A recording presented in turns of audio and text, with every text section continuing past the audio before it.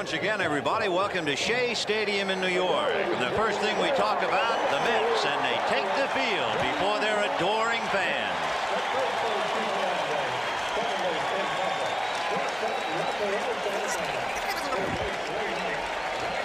Gordon's got to bounce at the center.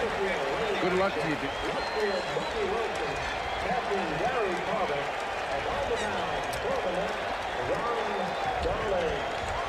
We look at him on defense, the Mets, and in the outfield, we see Wilson, Dykstra, and Strawberry. The best arm out there belongs to Strawberry, but the Red Sox scouts say strong but a bit erratic. Knight, Santana, Tuffle will be at second base, Hernandez at first base, and he is the defensive general. He keeps control. He'll set the bear down intensity for that infield. And behind the plate, Gary Carter, and there's Ron Darling. Talking about coming a long way, Ron Darling, born in Honolulu and was raised in Millbury, Massachusetts. That's near Worcester. In fact, it's pretty close to Holy Cross. And in 1975, in the storied World Series between the Red Sox and the Reds, why, Ron Darling was in Fenway bleachers in Game 6 when Carlton Fisk hit the memorable home run. And Darling has come from there to the mound at Shea. He is a 15-game winner this year. He was the king of the no decision. He was in 13 no decisions, but it's interesting that the Mets won 11 of those 13. He's got a fastball, a curve. He throws a split finger fastball, but he really doesn't throw it that hard. He uses it as an off-speed pitch. When you talk to Davey about Ron Darling, he wants him to get ahead, stay ahead, but he is known as a nibbler. He'll go inside and outside, and that sinker ball, he'll get some ground balls if he's got his good stuff. He used the telephone to talk to Mike Torres about the older Boston hitters. And then he talked to his teammate, Bobby Ojeda, about the young hitters. He has put all that knowledge together, listened to the scouts, and we'll see how he makes out. There are a couple things, I think, even before the game starts, that you can see the players were worried about. And this field looks great, and it's a real tribute to the grounds crew for what they had to do. Something like 22 yards of topsoil, 5,000 square feet of sod. They had to grade it, and they really did a great job. But it really looks better than it is. There are some bad hops in there, and outfielders will not be charging that recklessly, and base runners will be taking that extra base when that ball gets to the outfield if they see the slightest chance. We might as well tell you the temperature is 50 degrees, the wind out of the northeast at 9, and they're expecting the temperature late in the game to dip to 41 degrees as Wade Boggs begins. A strike. There is certainly no surprise in Wade Boggs taking the first pitch. I think they figured out he swings at the first pitch only 5% of the time anyway. 0-1. Little chopper to third, short hop by Ray Knight to get him.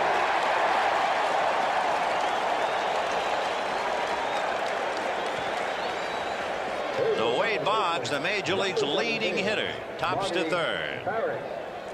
Ray Knight was playing shallow. He really gets it on his short hop. It's not as easy a play as it looks, but once he's got it, he's got him by yards. But he really didn't put a whole lot on that throw, and it wasn't that easy a play for Hernandez at first base.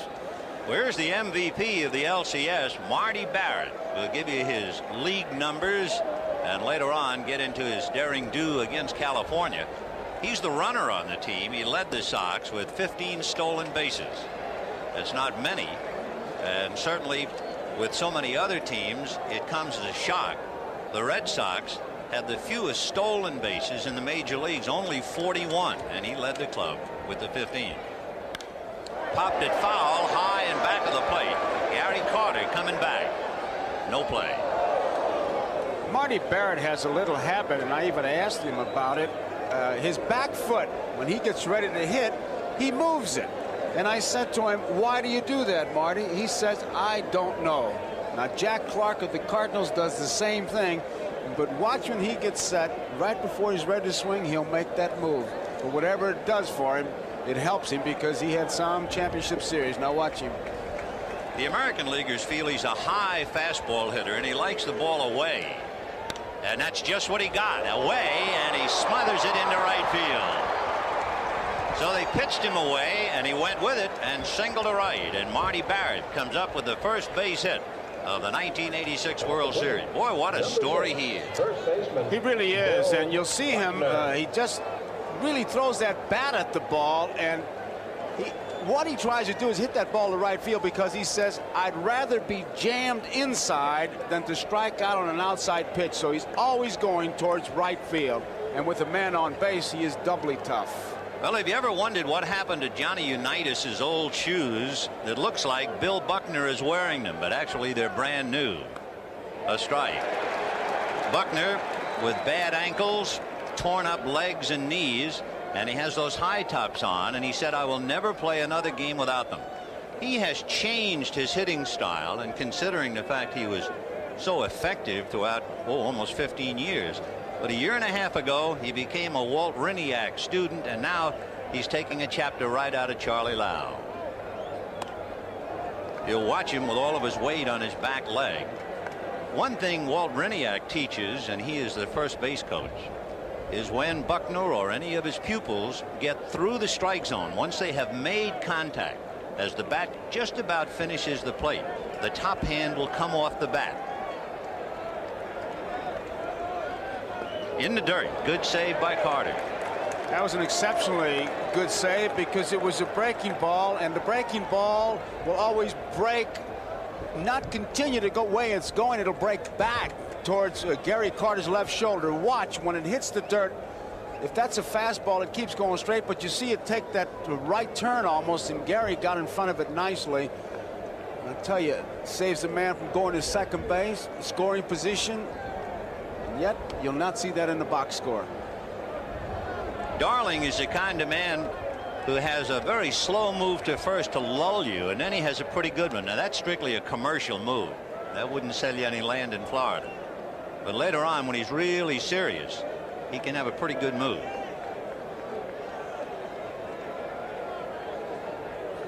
Slice foul and out of play. The Red Sox this year scored more runs in the first inning than any other inning.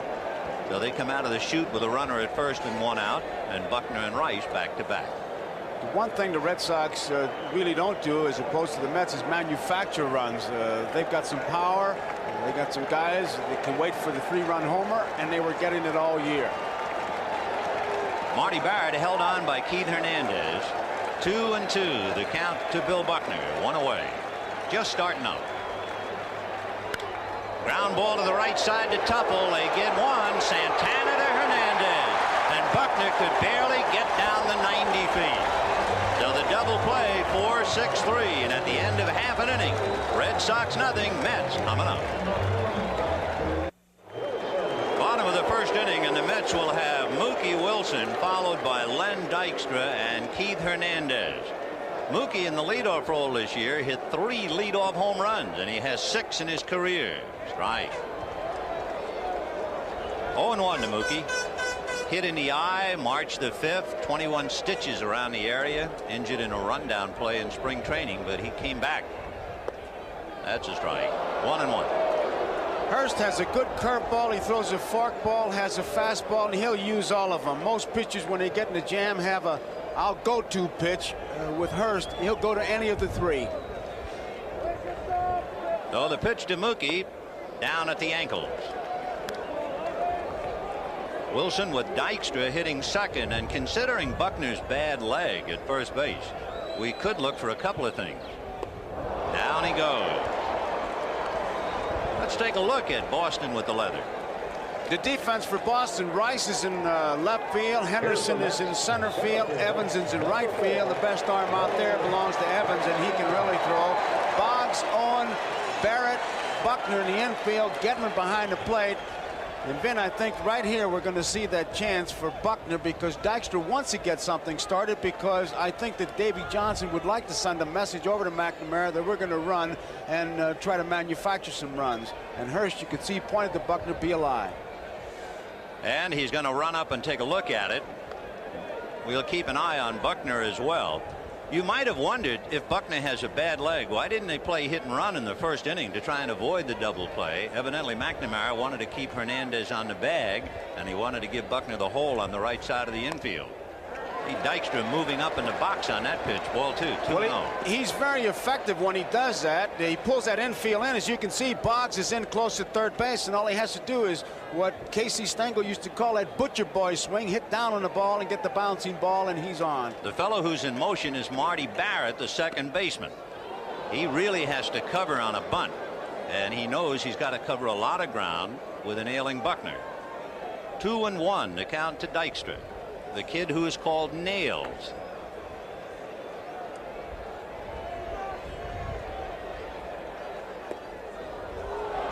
If nothing else, he has the Red Sox thinking bunt, and the count 2 balls and 2 strikes. Just watching him fake that bunt, you can just see everybody moving, and once you have the infielders going, percentage comes to your side. He was a 13th round draft choice by the Mets and stubbornly insisted on a contract for Class A ball. Got him. To put that in proper perspective on Dykstra, both Strawberry and Gooden started out in a rookie league. Dykstra guards that plate well, but from Hurst you can see a breaking ball, and I mean he starts it from about first base and he gets him fairly easily.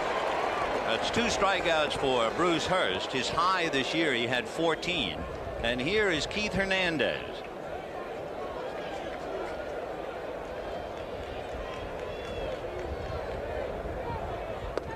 In there. 2 down, first inning, no score. So pull up a chair for game 1 of the '86 series. The Red Sox and the Mets. Breeze blowing out to right. 0-1. The Mets were notorious slow starters in the LCS. They hit less than 50 points collectively in the first 3 innings of their games, and then they came with a rush. 10, almost half of their runs, came from the 9th inning on. 2 balls, 1 strike. When you look at a batter like Hernandez and you wonder what checkpoints hitters use, from the center field shot you can see his 3 checkpoints very well. It's the front shoulder, he has to keep it in, don't wrap the bat around his head, and keep his hands out. Ground foul. Interesting story came out of the last game in Houston. Hernandez was 0 for 3, ran back to the clubhouse and called his brother Gary in California because he respects Gary so much. He said, "Am I swinging the bat all right?" Gary said, "You're swinging the bat well, but you're too tentative. Go up there and attack." Next at bat, he doubled home Wilson, scored the tying run, and the rest is history. Fly ball to center. Going back on it is Dave Henderson. He has a play. The wind cut that thing in half, and the first inning is in the books. The Mets are gone in order, and at the end of an inning, the Red Sox nothing and the Mets nothing. We're going to the second inning at Shea Stadium in New York. No score. The Boston Red Sox and the New York Mets in game 1. It'll be Jim Rice, Dwight Evans, and then Rich Gedman. Jim Rice, who had 2 home runs in the LCS, both of them at Fenway Park in game 2 and game 7. And you might remember he missed the 1975 World Series. He was hit on the wrist and suffered a broken hand hit by Vern Rule, who of course was with the California Angels this year. But Rice finally in and ready to play. Watching him walk in and talking to him, we're talking about hitting the first pitch. He says, "Before I go in the batter's box, I have my mind made up as to whether I'm going to swing at that first pitch or not." So he's already programmed. And he has those great credentials, 2,000 hits, MVP in 1978. And here we go. A little high with the fastball. He's choked up a bit on the bat, but there are times when he'll get down on the end. You can see about an inch or so, but when he gets down on the end, he's going to play long ball with you. 1-0. Fastball fouled away. If Rice had his way, number one, he will swing at the first fastball, which he has done. He's a very good high ball hitter. So if you're going to give him fastballs, you'd better come way inside on him. And the Angels did a pretty good job on him with breaking stuff. Off speed. Beautiful pitch by Darling, in the count 1-2. He's a little bit away from that plate. I think maybe a little bit more than he normally is.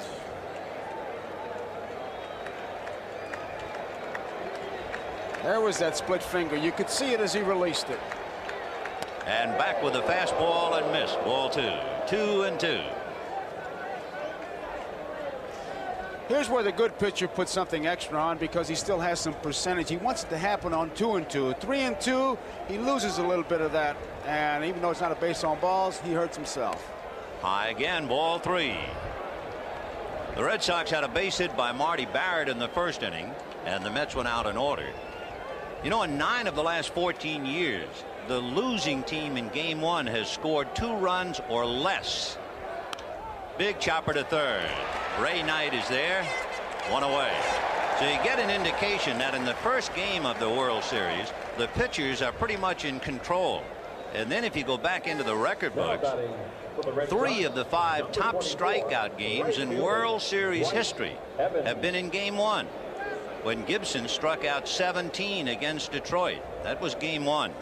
When Koufax struck out 15 against the Yankees in '63, that was game 1. To go way back, when Howard Emke struck out 13 Cubs, that was game 1. Here's Dwight Evans. And he promptly unloads into deep left center. That slanting wind is going to cut it down, and Dykstra has it. And I think that's out of here, except for that slanting wind blowing from left to right. He's not going to hit the ball any better than he just hit that one. Hit it to the deep part of the park, and the wind got it. You can see the reaction. Now he's way back on that back foot, and he really gets into it. And it just dies. Dykstra finds the fence. Warning track tells him he's a little bit closer, and he just waits for it. Here's an interesting matchup now with Rich Gedman at the plate. We were talking before about Darling coming a long way. Darling went to St. John's High School. Gedman went to St. Peter's Marion in Worcester, and they faced each other in high school.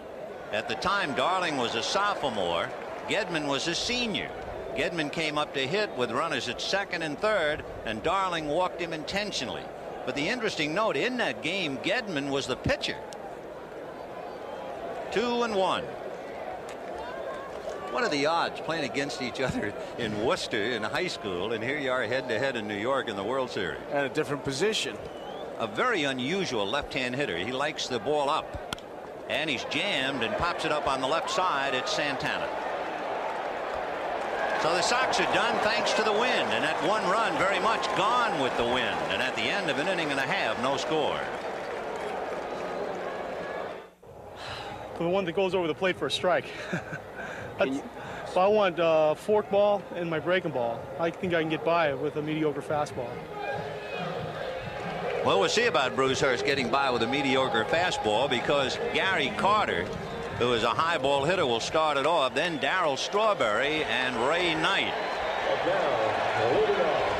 One of Carter's problems, the experts tell me, during the LCS was that he was trying to pull everything, and when he would take his stride, he would land on his heel, and he was a dead meat up there. Well, they were throwing breaking balls the outside part of the plate, and what they did, they forced him to widen his zone, and it's tough to hit the bad ball. Strike. 0-1 to count. Davy Johnson, who has been in 4 World Series as a player, now piloting the New York Mets. Hit off the end of the stick, roll to the right side, bad hop, and Barrett stayed with it. Good play by Marty. That thing almost kangarooed and got him. The grass is extra fast. They mowed it yesterday, but again, remember what we talked about earlier, that ball just takes a bad hop, but there you see Marty staying right with it. It's been said many times, and it took a league championship series to really point it out, but one of the most underrated players in all of baseball was young Marty Barrett. Interesting now, the confrontation with Darryl Strawberry. Feast or famine for him. He is a better low ball hitter, and he certainly likes the ball out over the plate so he can get full extension of his arm. So left-handers like to curve him a lot. Foul back. 1-1. Gedman behind the plate. He'll move late so that he protect himself against the batters who peak, but that glove is his target. He's made himself into a fine catcher. 1 ball, 1 strike. On the inside corner.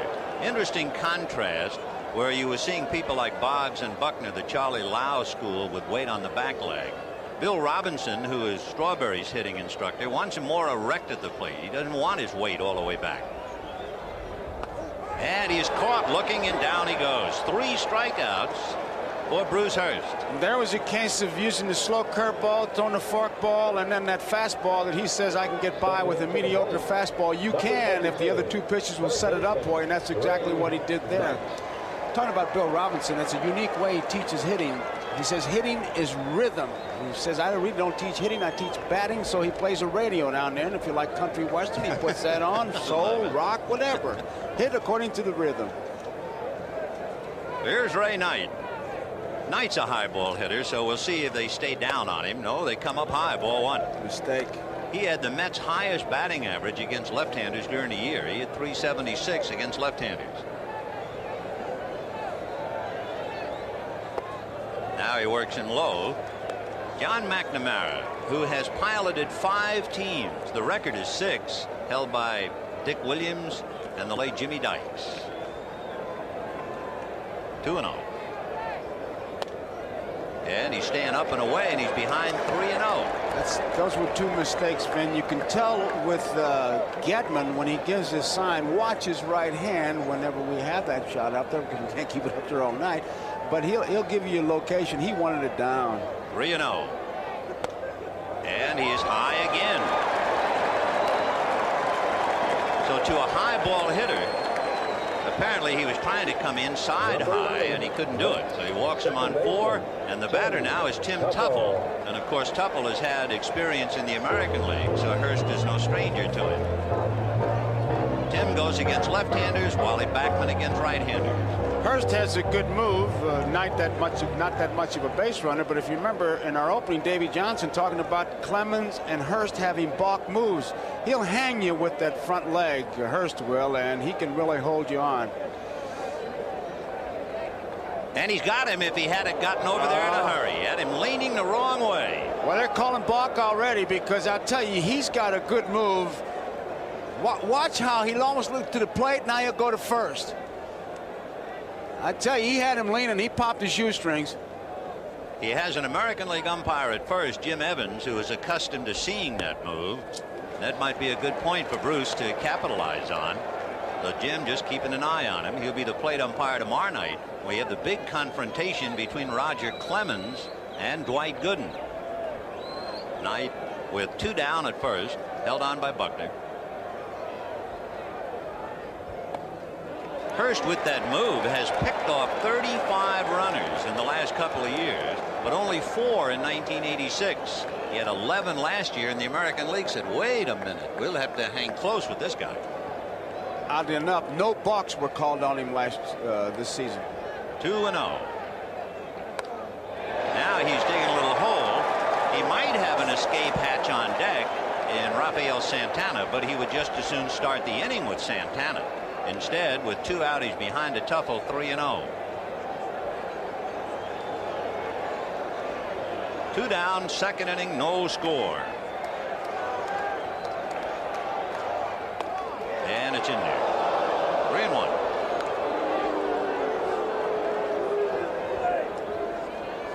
Tuffle has pretty good running speed, and Hurst trying to tie up the runner at first. If the count were different, he would certainly play run and hit. With the count 3-1, let's see.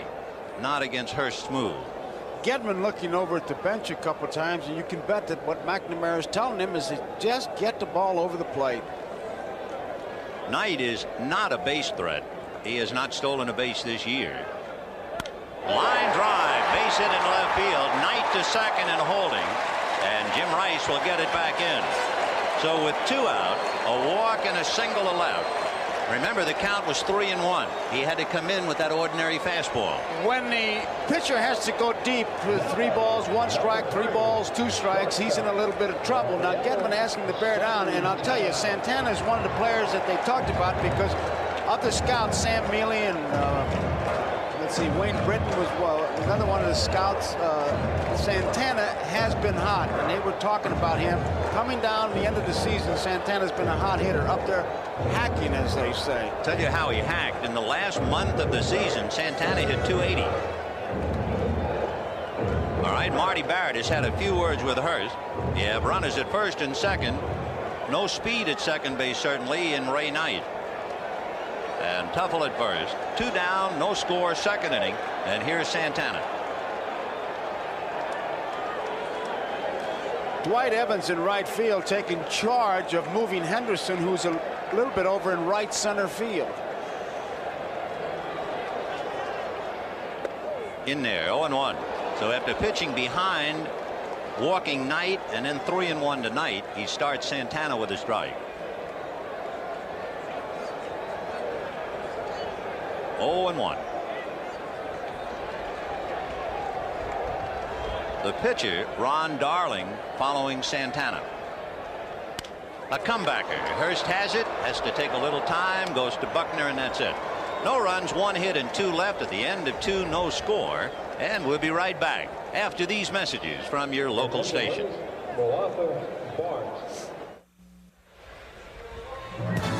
Tonight's game is brought to you by AT&T, the right choice. And by Michelin. Michelin, because so much is riding on your tires.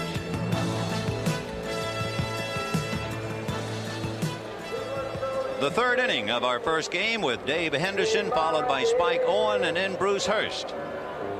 Here's Walt Reniak, the pride of Natick, Massachusetts, the home of Doug Flutie, Joe Coleman, and Walt Reniak. And there's Rene Latchman, who back in 1962 was the ball boy for the Los Angeles Dodgers, later to become a big league manager at Seattle. Dave Henderson, to start it off. 1 for 9 in the LCS, but oh, what a one it was. Boy, did he pick that ball club up. He's become a folk hero.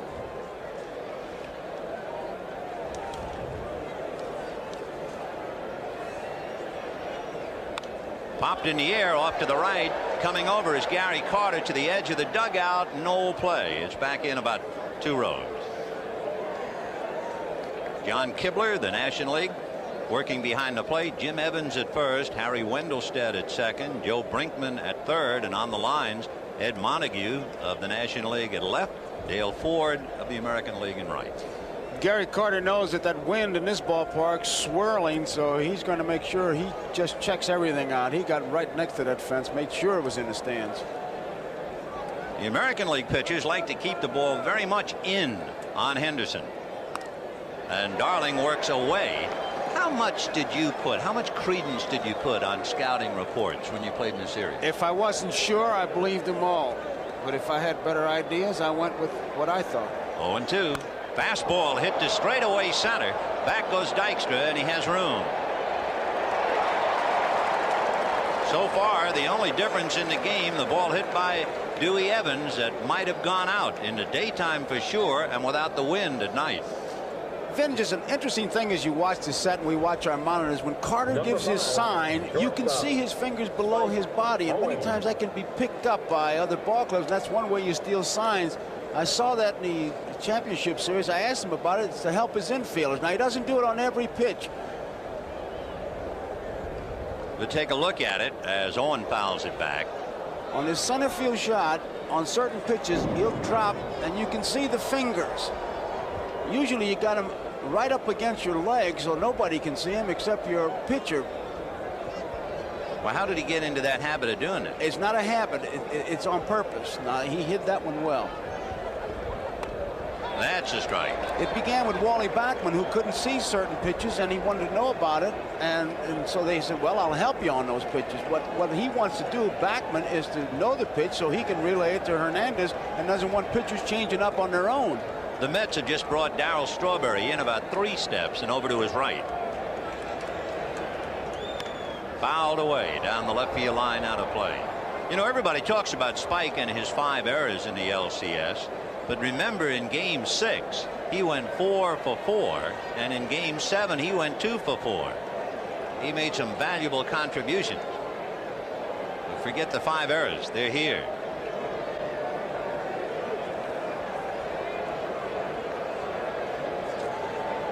No balls, 2 strikes.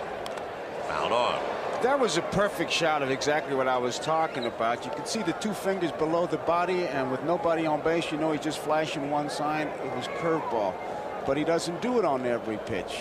And that's what you have to be careful about, because tell a hitter a curveball's coming and a fastball shows up, he's not going to believe you the rest of his life. Right, don't blame him. 0-2 to Spike on, one away, top of the third, no score. Got him. So Darling, with a little split finger job, picks up his first strikeout. And we have 2 down in the third inning. And now here comes Bruce Hurst after we look at that split finger job. You can really see it. Look at the rotation. He uses it as a change of speed, breaks down and away. It's split finger. That seems to be the word of the 80s, and certainly Roger Craig is the guy who brought it into fashion. But pitches don't change. It's a fork ball, going back to Elroy Face, Mort Cooper, and going way back. Bruce Hurst in his first major league at bat. He said he hit in Double-A at Bristol, Connecticut. He got a single against the St. Louis Cardinals in an exhibition game this year. And he got great advice from his brother in St. George, Utah. Is this typical brother advice? Yeah. The brother said, don't embarrass the family. That's right. That's terrific. 0-2. Well, for the Bruce Hurst marching in Chowder Society, what in the world would you expect? And at the end of 2.5, no score.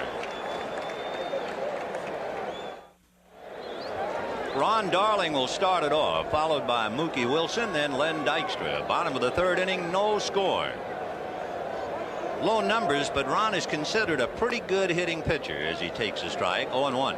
You would think the Mets pitchers were in the American League and they had at bats for the first time. They were 0 for 13 in the LCS.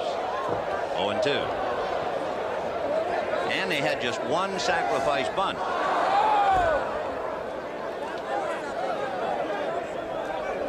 I don't know if it's because they're not very good or the Houston pitching is as great as it was in the series, the LCS, and of course all season. I'd give the nod to the Houston pitching. I would too. Buddy Harrelson, the third base coach, coming over to pick that up.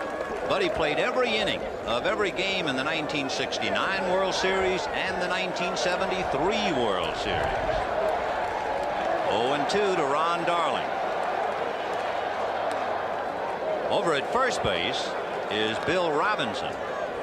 And Bill played in the 1979 World Series. He played for Pittsburgh against Baltimore. And of course on the Baltimore team, his current manager, Davey Johnson. Got him. So for Hurst, 4 strikeouts. Remember, he had 14 in a game against Texas, so he can do it. Here's the Mets. You'd also notice the pitchers are blowing on their hands. They're allowed to do that in this weather. It started at 50 degrees, and it's going to get colder, down in the 40s. And you notice they're not fooling around on the mound too much. Whatever move they make is serious. Get the ball and throw. Mookie struck out in the first inning, 0 for 1.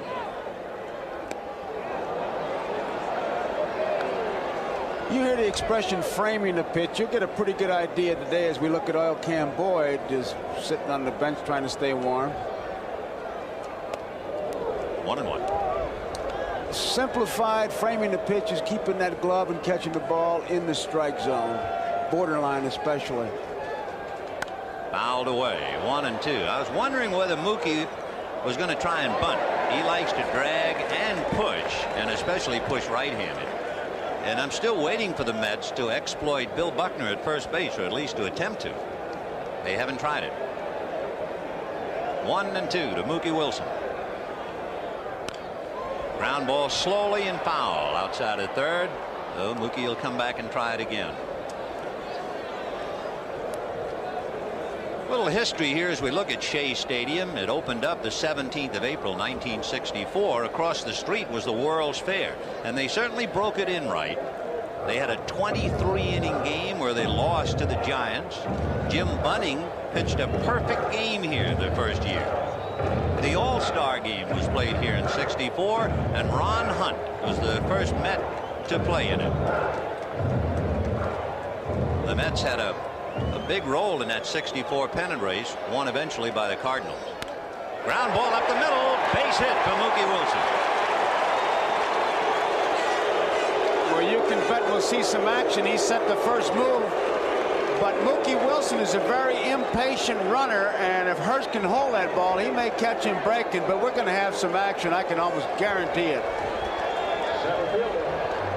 That's what it looked like to Hurst coming back. He'd fallen towards third base. That ball, easy base hit.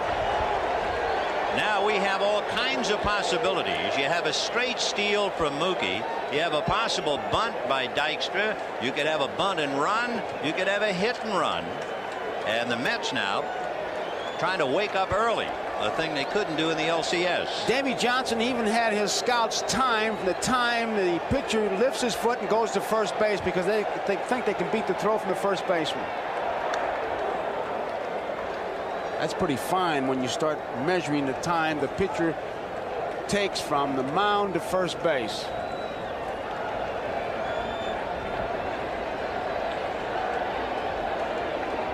Going over there again. Mookie's got some ideas, Vin. Oh, yes. Reason Dykstra is starting tonight and hitting in the #2 slot is for just this kind of a moment, to hit behind Wilson at first base. The right side of the infield is open with Buckner on the bag, and of course Dykstra loves to bunt. Mookie holding. Ball one.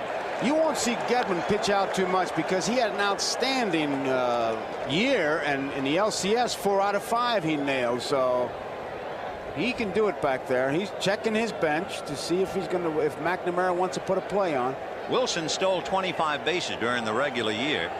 The Mets were 4 for 4 in stolen bases against the Astros. So our first real cat and mouse situation is right now. No score, bottom of the third, 1 out. Mookie Wilson, Dykstra, Backman, and Strawberry all have the green light. They only have no-go signs. Mookie holding. Big breaking ball. Boy, did you see Dykstra flinch, duck, and back out of there. Wow.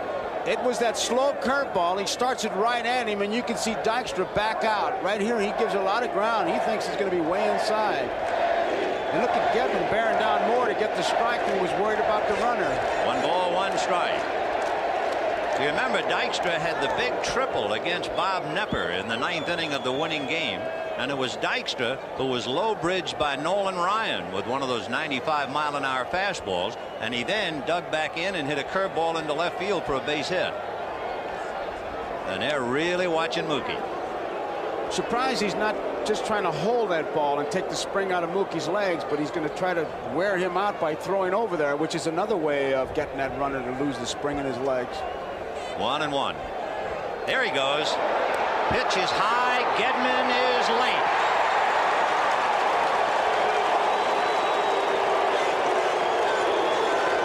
He had a tremendous jump. A great piece of base running by Mookie. It's a straight steal. Look at that head looking towards second base. And Gedman did everything he could to get him, but he really had no chance. He gets into it, guns it. Good ball to handle, but you'd have to blame that on Hurst. And now Gedman wants to go out and talk to his pitcher, and it's the obvious situation of changing signs with the man on at second base. If there is one decided edge, it's the overall speed and range of the Mets against the Red Sox. Plus, of course, remember that in this World Series, Whitey Herzog's idea has finally borne fruition, and the commissioner has used the designated hitter rule. No DH in the National League Park and DH in the American League Park, and that could be a big disadvantage for Boston. 2-1. Turned him around. Ball 3. Almost got him. It was the fastball. Dykstra, he hangs in a long time. Listen, after being low bridged by a 95 Ryan job, that wasn't too much. But you know, this guy coming up here used to go against batting machines, and he kept moving closer to the machine, closer to the machine. His time is called now, something out in left field. I asked him about that. He said he gave himself 3 years. He said, I wanted to go to the big league. So he went down and hit against the pitching machine, and he'd begin at 60 feet, and then he'd move closer and turn the speed of the machine up. He said, I wanted good bat speed. That's what they ought to do tomorrow in batting practice, because they're going to be looking at either Gooden or Clemens. You might as well hit about 50 feet in front of the plate. It's about what it'll seem like. 3-1 to Dykstra. 1 out in the third. No score. Right. 3-2. That's what he does well. He'll make that pitcher work. He's trying to get on to get Hernandez up there.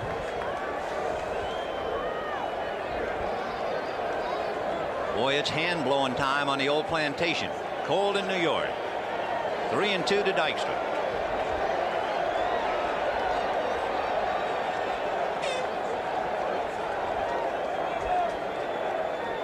Bruce Hurst, the 13-game winner during the regular season, trying to get the Red Sox off on the right foot. Pride of St. George, Utah. 3-2. Fouled away, off to the left and out of play. There's Keith Hernandez on deck, bare-armed. In a familiar pose, he says, I have to be on my knee in the on-deck circle because I want to see how the pitcher works the hitter in front of me, especially if he's a left-hand pitcher. Another thing, we told you the story about his brother Gary. Well, Gary's here tonight, so it'll save him a call. 3-2 to Lenny Dykstra. Mookie Wilson at second base. 1 out in the third. No score. He just shook him off a pitch, so Gedman and Hurst are not really in complete sync on what they want to do to Dykstra.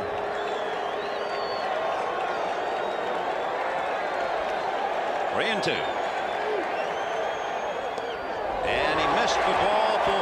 And with 2 on and 1 out, Hernandez and Carter coming up back-to-back. Hernandez, especially against left-hand pitching, tries to wait on that ball and go to the opposite field. He doesn't want to give up the center of the diamond. He'll go from the center of the diamond to left field, unless it's that real slow curveball. But usually he'll, against a left-hander, he'll use the middle of the diamond. Interesting seeing Hernandez. He was a member of the last National League team to win the World Series, the '82 Cardinals. And he's up there now trying to get the Mets off and winging. 4-1. Interesting combination here, because the Red Sox, their pitchers allowed the fewest walks in the majors. They average just under 3. And you have a hitter up there who walks a lot in Keith Hernandez. Hurst has already walked 2 batters tonight while striking out 4. 2 balls, no strike. Here you can see the combination, and now Bill Fisher, who holds the record for consecutive innings without a walk, is trying to go out there and solve the riddle. And I'll tell you what would probably help. If it was about 20 degrees warmer, Hurst would probably have a better grip on the ball. Well, that could be, but he wants him to be the Bruce Hurst that everybody has seen. He doesn't want him to be pitching any different. But you can see he's put a little extra in there. He's in the jam, and now Hernandez, 2 balls and no strikes. He can really sit on a particular pitch and pretty much do what he wants with it. Bill Fisher trying to counsel Bruce Hurst. His record, 84 1/3 consecutive scoreless innings. Bill, who had a 20-year career as a pitcher, 9 of them in the big leagues, now huddling with John McNamara, and Fish is getting on the phone to the bullpen. 2 balls and no strikes to Keith Hernandez. Wilson at second with a single and a stolen base, and Dykstra at first on the walk.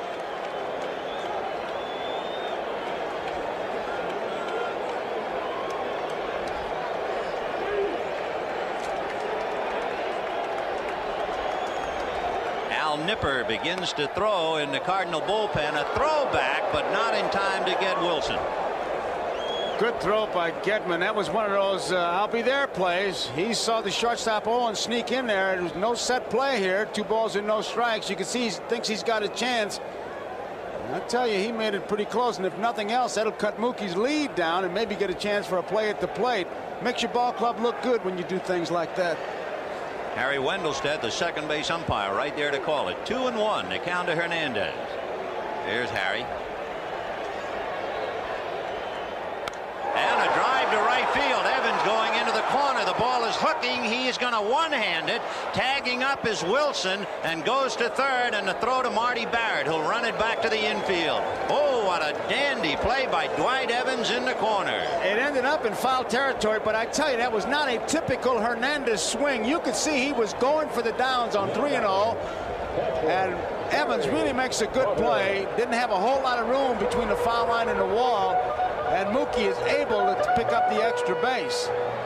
But Evans was way over. It was a long run, but I'll tell you something. That swing by Hernandez, you won't see that, I'll bet you, 3 times a year, because he just went after a high fastball. He was going for downtown. So Mookie Wilson at third. Lenny Dykstra had to hold at first. Marty Barrett going deep into right field to handle the throw from Dwight Evans.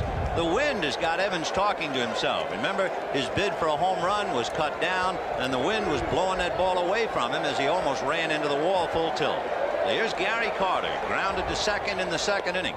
Ball 1. Here's Hernandez swing. Watch him really go out after it. I mean, he's going high outside, and to pull it that far, he had one thing in mind: home run. You won't see that kind of a swing from Hernandez very often. So another member of the Just Missed Club, and 1 ball and no strikes to Gary Carter. Dykstra at first, held on by Buckner. Wilson down the line from third. No score, bottom of the 3rd inning.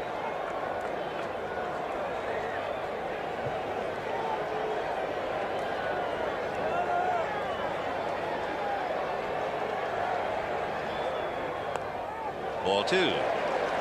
After Carter comes a left-hand hitter, Darryl Strawberry. He struck out in the 2nd inning. 2 balls, no strikes.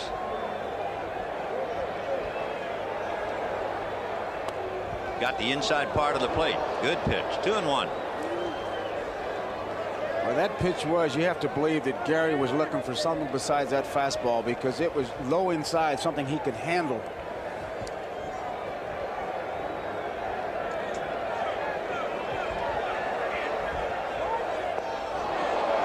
2-2. That was a forker.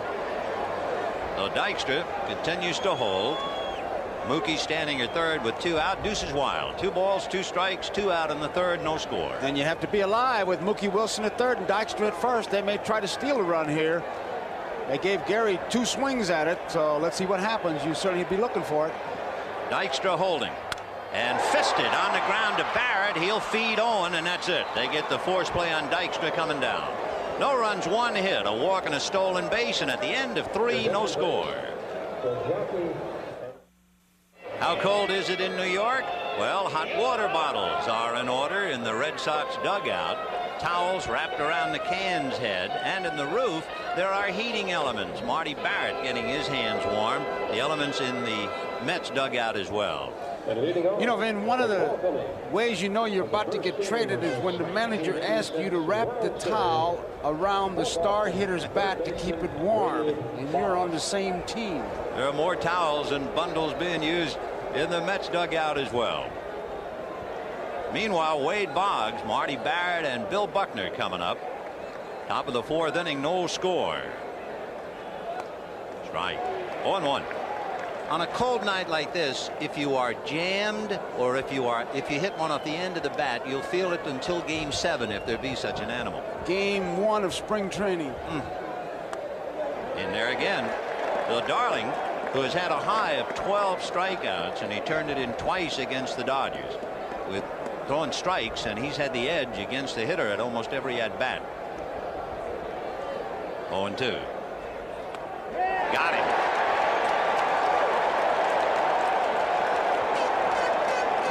So Wade Boggs strikes out. He becomes strikeout victim number 3 for Darling, and the batter will be Marty Barrett. I think it goes back to scouting report. You hear about pitchers, but until you face them, Boggs, who tries to program himself the day before and mentally picture 4 times at bat, he's just never faced Darling that much to where he can program himself. Marty Barrett singled into the hole. Remember, he got a pitch away and poked it into right field. Tim Tuffle smothered it, but it went off his glove.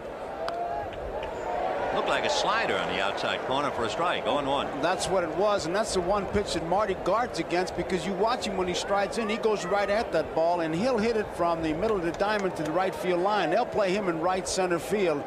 Good man with the bat. He makes contact. 0-1, the count of Marty Barrett. 1-1. It's an Ivy League time of year. The retiring president, Chub Feeney, a Dartmouth man, will surrender the reins to a Yale man. Ron Darling went to Yale. Nobel Prize winner, was a professor of chemistry at Harvard. So it's a big year for the Ivy League. 1-2. And of course, what a year for Boston. With the Patriots in the Super Bowl, the Celtics winning the NBA, John McNamara's band in the World Series. What a year. Good old Vinny Orlando next to him. Boy, what memories he has. He's been with the Red Sox a long time. 1 ball and 2 strikes to count. Interesting to see Don Baylor sitting in the bench gesturing to one of his teammates. 1-2 in the dirt. You know, when you think about it, with Buckner playing, Don Baylor tonight anyway is right back where he was when he played for the Yankees, on the bench with a right-hander pitching. And of course, this time it's because there's no DH in the National League Park. But he knows he's going to get a chance. Over there, he was hoping he'd get a chance. He'd get his hacks at Fenway. 2-2 to Marty. He shook him all the way around. Marty, very tough man to strike out. Only 31 times all year. However, Kirk McCaskill got him twice in one game in the LCS. He has 2 strikes. And chased it. That's the pitch he tries to guard against, but they got him this time, and I would say that the Mets scouts did a pretty good job on scouting Marty Barrett. What's very interesting with all the numbers, and you talk about it, none of it really means anything because they've never seen each other. It's not as if you're playing against American League pitchers who know you and you know them. It's out of the strike zone, but with 2 strikes, you're going to protect against it. And again, you may hear about a pitcher, but until you face him, you have to make up your own mind. 2 down. Here's Buckner, and the only surprise strategically so far was in the first inning with Barrett, the leading base stealer at first and 1 out. And John McNamara, knowing Buckner has a bad leg, you should see him just hobbling. Barrett's not upset, gum chewing. But they didn't put a play on, and Buckner, who doesn't strike out, hit into a double play. Throws his bat and lips it into left field. Well, we were talking about how he is teaching himself to take a full swing, and as the bat gets across the plate, take the top hand off. Well, both hands came off. He just was completely fooled and threw the bat at the ball. Now he's back, Charlie Lau, and he just throws the bat at the ball, and I tell you, running down to first base, well, they good-naturedly kid him about being Hopalong Cassidy. I tell you, when your requirement for a hotel room, the most important thing is to be near the ice machine so you can ice down your legs. That tells you something about the determination of that fellow. And you know what? With all of his injuries, he missed only 8 games all year. And hasn't complained yet. No. Well, here's Jim Rice, grounded to third. They are not even bothering to hold Buckner on. I was going to say that would be a travesty if Hernandez was on the bag. Hernandez is going to play deep in back of the, can you say runner? 1 ball and no strikes. Billy Bucks giving it his best shot down there, and obviously in pain. Fouled away. 1-1. Well, a tip-off on Buckner, and admiration from everybody. He said he hurt his leg in the workout. He said, how are we going to be able to tell whether your leg is hurting? Yep. I mean, he just looks like Hopalong. When he takes his stockings off in the dressing room, his left leg is much thinner than the right leg. His left leg has atrophied because of all the bandaging. The muscle has been unable to work. Fouled away. And with all of that, he's playing. And with all of that, would you believe he was the second man on the Red Sox in stolen bases? And he was. He amassed a grand total, and he's wearing it on his back. 6. The cliche calls the player who loves the game gamer. You're looking at 2 of the best. Oh, yeah. We've got 2 down, top of the 4th, no score. And Jim Rice, who grounded to third, the hitter.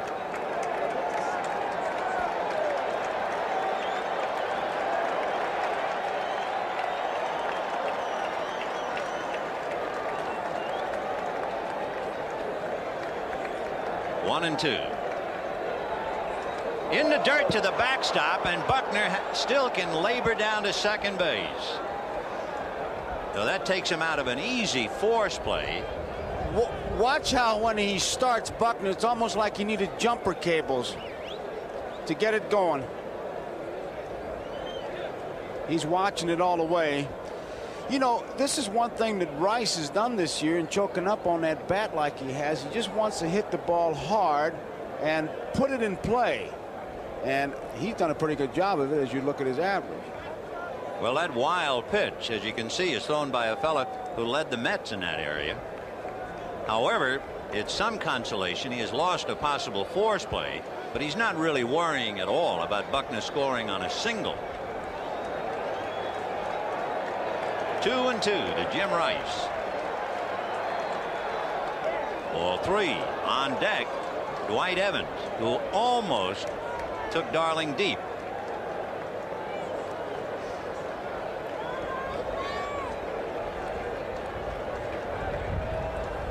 Three and 2. Dwight Evans does a Jesse Barfield on deck.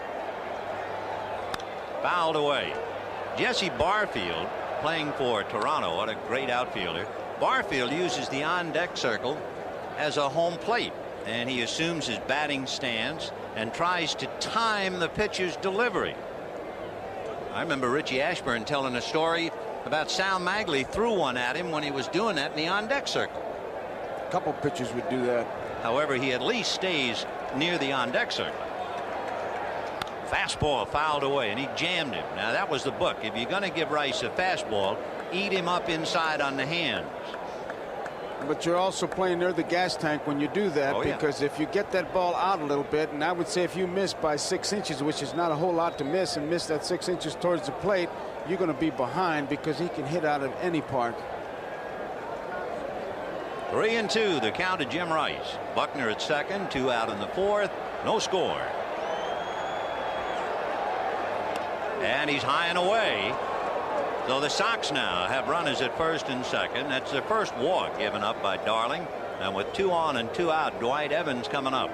We're talking about Darling having to come inside. It's the best story to come out of spring training of '86, and it's alive all year. Not to embarrass the pitcher, but it was Jim Leland of Pittsburgh who said to one of his pitchers, "You're going to have to pitch inside." And the pitcher said, "Have I been traded to Houston?" No. But once in a while, even if you have average or below average, you got to come inside. Darling got away with it. Evans hit a ball to left center that would have gone out except for the wind. Breaking ball fouled away. Dangerous too. He got it up. That was a mistake that Evans just tried to capitalize on and just couldn't. High curveball. There's no other way to put it. You talk about Walt Riniak, the batting coach, and you talk about Charlie Lau theory. Here's the perfect example of it. Watch how he gets back on that back foot. He'll wave that bat low and then get it back, set it on his toe in the front foot, and he's ready. 0-1. You know, Darling a year ago was a wild man, but now he has cut his walks down by a third this year.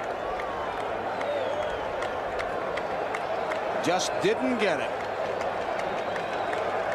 0-2 the count to Dewey Evans. 2 on, 2 out, no score. High fly ball into left field. Mookie says he has it. He's there. He's got it. No runs, 1 hit, 2 left. And at the end of 3.5 innings, the Red Sox nothing and the Mets nothing. Would you believe a Goodyear blimp first appeared at the 1925 World Series, won by the Pirates over the Washington Senators in 7 games? Here's Darryl Strawberry. He'll be followed by Ray Knight and then Tim Tuffle. No score in the 4th. And those little stats that we gave you early in the game are holding up. The first game of the World Series is usually a well-pitched game. 0-2. Strawberry has a hitch as we see Dwight Gooden with a mouthful of tobacco, who'll be going tomorrow night against Roger Clemens in game 2.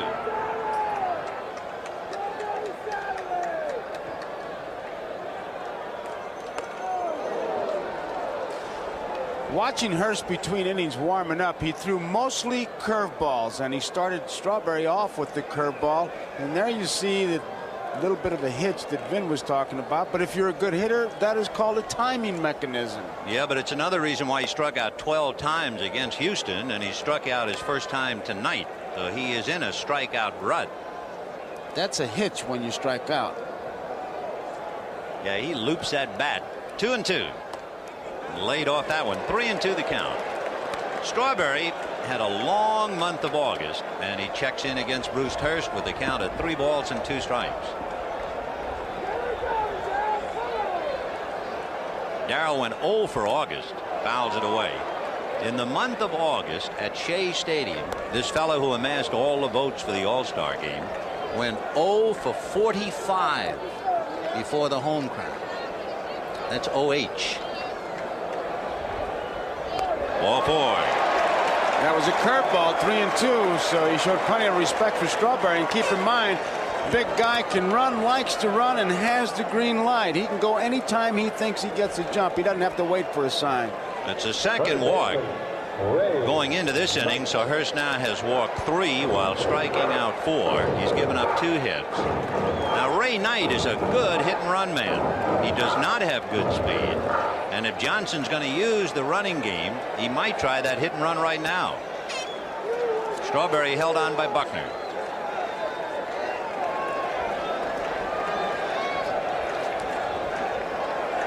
Knight was another fella, at least during the LCS, who was trying to pull everything.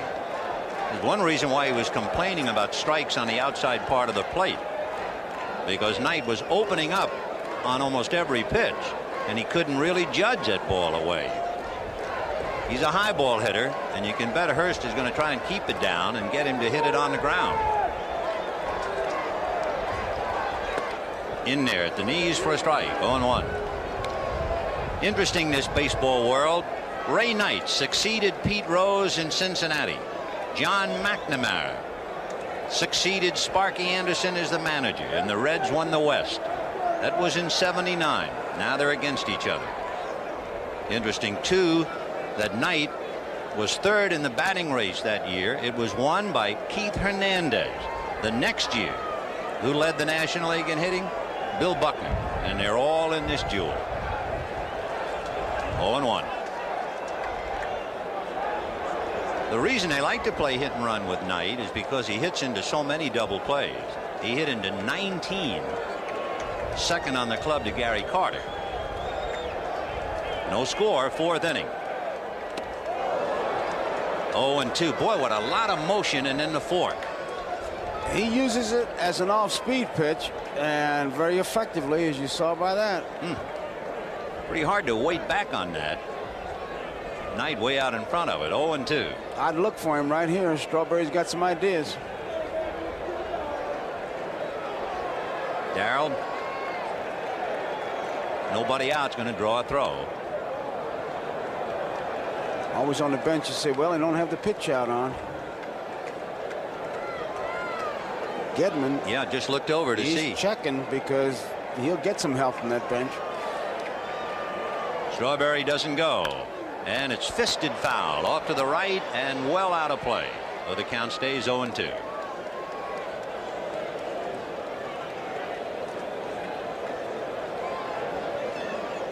At 6-6.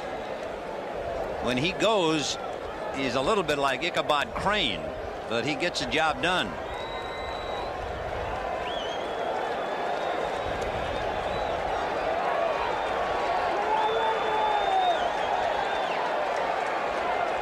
He's holding, and it's hit foul down the right field line, off speed pitch, and it looked like Knight was going to try and hit it inside out. Oh, he was looking for that one. He's a little disappointed he didn't put it in play because he was going the right way. He was waiting on it, was going to go to the opposite field. He's got that gap between first and second, and it was all set for him. He just didn't get it.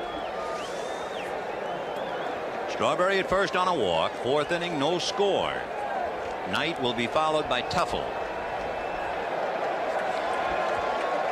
Remember, the Mets have 1 stolen base, and Buckner was almost picked off by Hurst.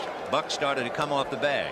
With that shot, when you see Strawberry, his eyes darting back and forth, he's looking to Robinson for confirmation. 0-2. Strawberry has increased his lead just a tad now.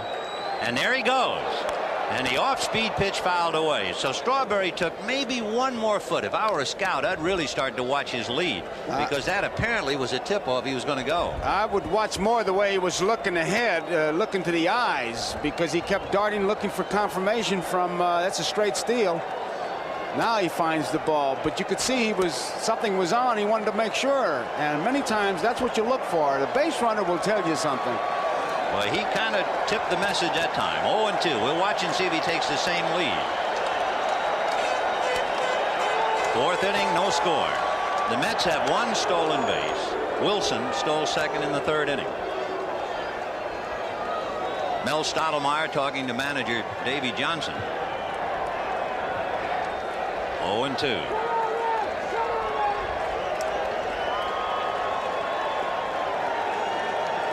He's holding. Fouled away.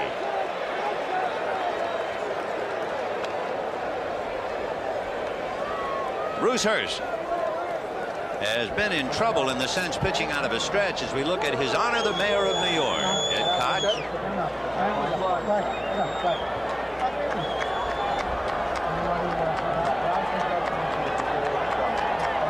0-2 the count. Remember, the Angels had only one stolen base in their games against the Red Sox. The Mets have already gotten one stolen base in the first 3 innings, and you can bet that's going to be a major portion of their game plan. 0-2. The Red Sox are very conscious of the Mets running game, so we're going to see a lot of that.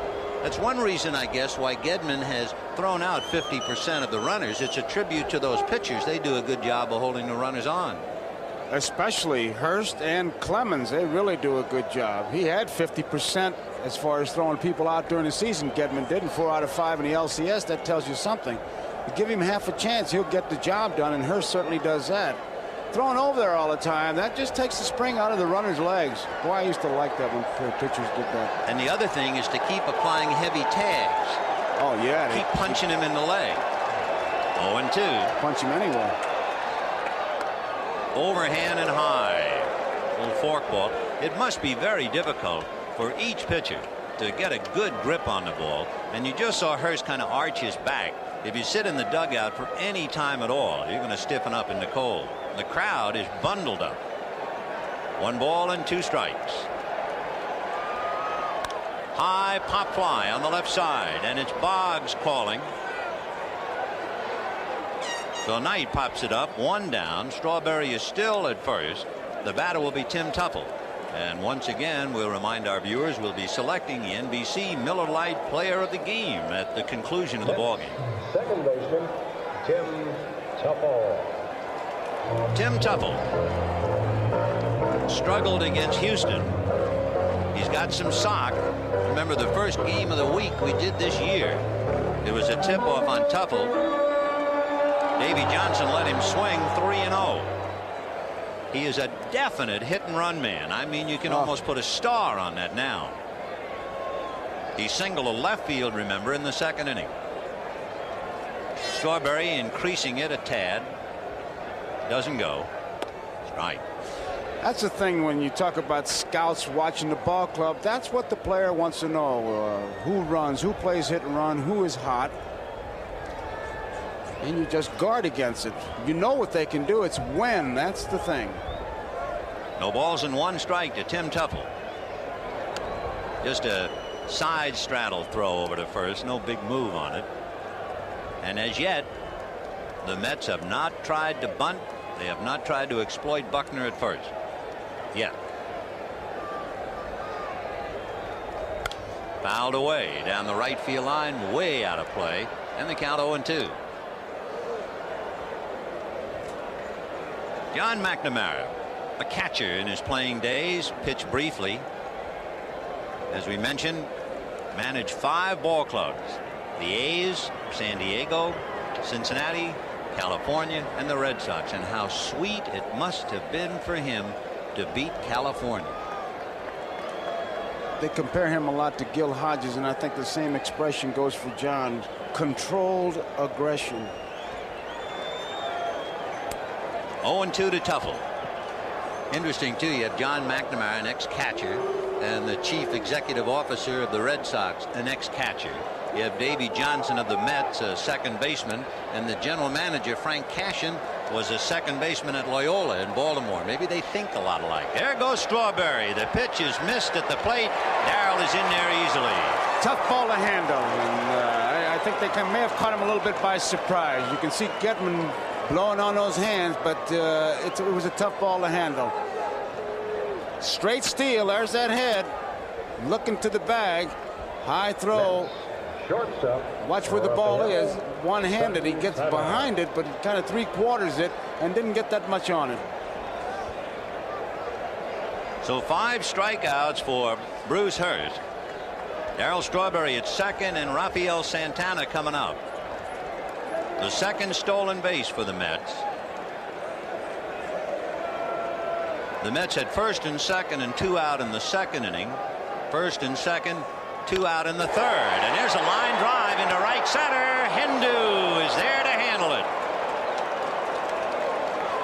No runs, no hits, no errors, and Strawberry left on base. Now we'll be right back after these messages from your local station. Here's Dave Henderson making that catch on the ball hit by Rafael Santana, and Strawberry is left in scoring position. Friends, tonight's game is brought to you by Honda All-Terrain Vehicles. Come ride with us and we'll show you America.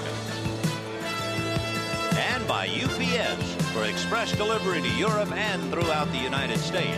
UPS runs the tightest ship in the shipping business.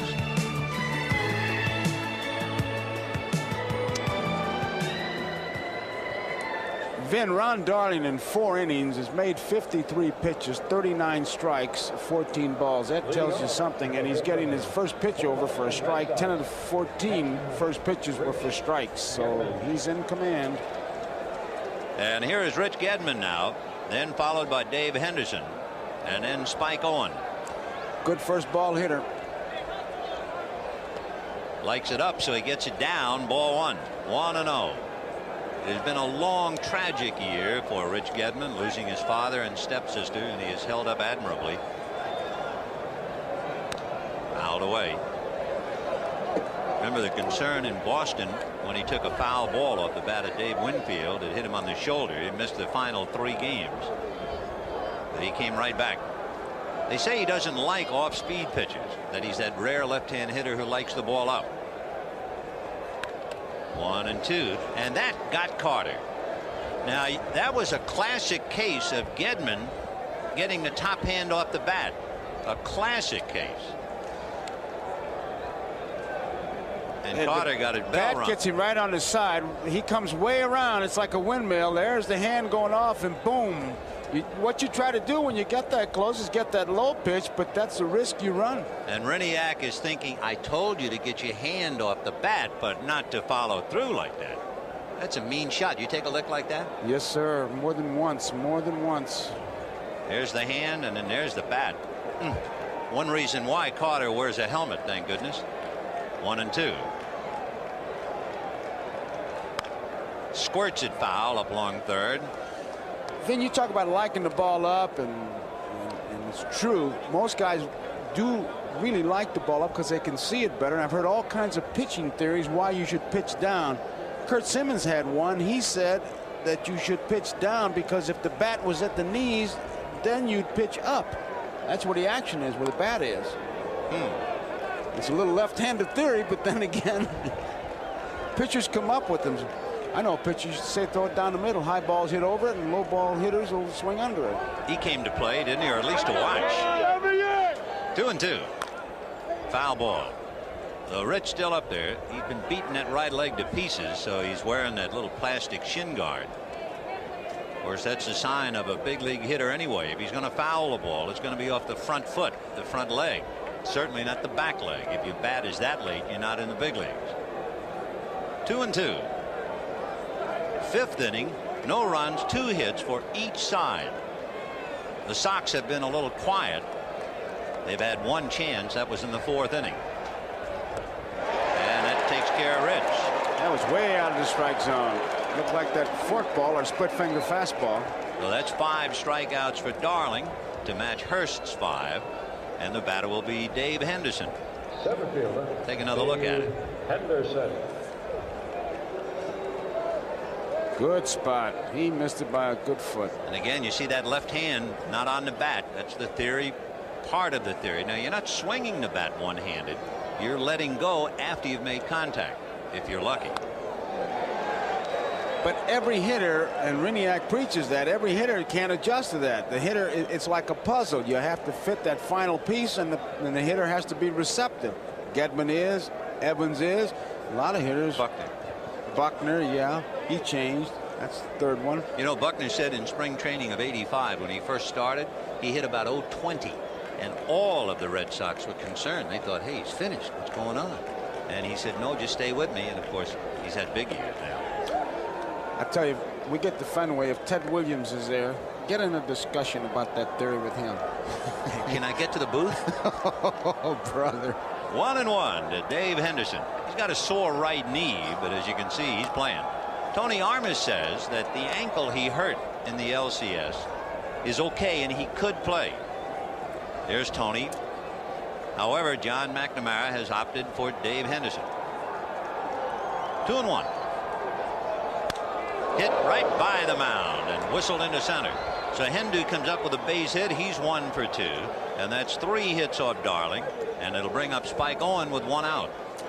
For the sake of completing the thought, Vin, I just want to say, so nobody misunderstands it, Ted Williams is not a proponent of the Charlie Lau theory. I wouldn't think so. I just didn't want any doubt about that.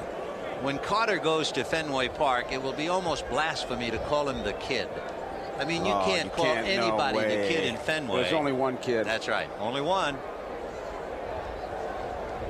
In Boston. Well, here's Spike.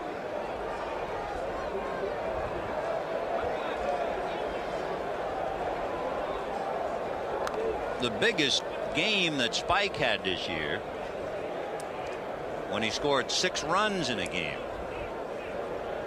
The only other American League player to accomplish that, ironically, was Johnny Pesky, who played for Boston. There's that good move. He got it too high. Take a look at it. Watch him put something on it when he comes over there. Comes set, and I mean, it's almost like he's pitching. That's what we were saying at the start of the game. Every runner in the National League knows all about the fake, phony, commercial move. They know Darling's got a good one. Ball 1. 1-0. That's all part of his pattern. Owen looking down to Rene Latchman to see if Latch might put on a play.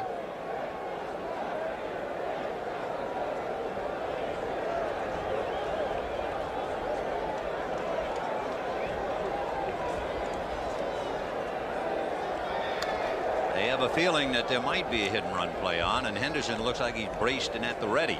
Well, you got a combination up there, and obviously he'd like to at least stay away from the double play to get the pitcher up there. For John McNamara, after managing in the American League, this is really a jolt. Foul back. In other words, John managed in the National League at San Diego and Cincinnati. But John has to be thinking as an American League manager, and then all of a sudden they say, now you're a National League manager. You have to send your pitcher up to hit, and you have to think about pinch hitters and taking them out of the game. Davey Johnson, before the game, talking about that, he says the adjustment's going to be tougher on McNamara than it will be on him. Yeah, having a DH is kind of a walk in the park. 1-1. The count is Spike Owen. We're in the top of the 5th inning. And that first game philosophy has held up so far. It's in the hands of the pitchers, albeit cold hands, Ron Darling and Bruce Hurst. There it was again. I tell you, Henderson just better not think about anything else but watching him, because with that move, you can't leave a wake-up call. You have to do it yourself. He about had him. If he gets a little bit on the right side, just a tad, he would have nailed him. 1 ball and 1 strike to Spike Owen. And Hendu fakes, and the ball is hit down the right field line, foul and out of play. Another change of role, of course, is for Spike Owen. During the regular year, Spike had 9 sacrifices. He's a good bunter. But when you have the pitcher coming up behind you, that takes a weapon away.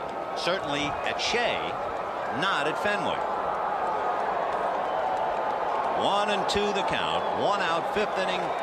No runs, 3 hits for the Sox. No runs, 2 hits for the Mets.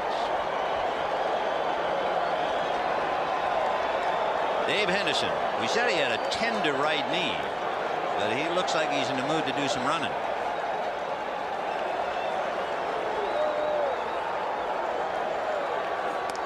Two and 2.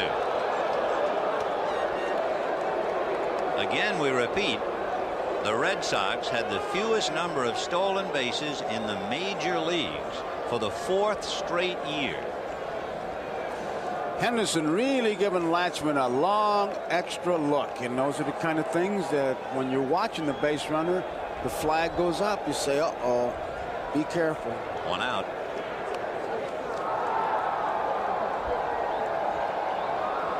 Watching Darling totally uninhibited as far as throwing to first base. There is a Mets pitcher during the series, we might see it, who hates to throw to first.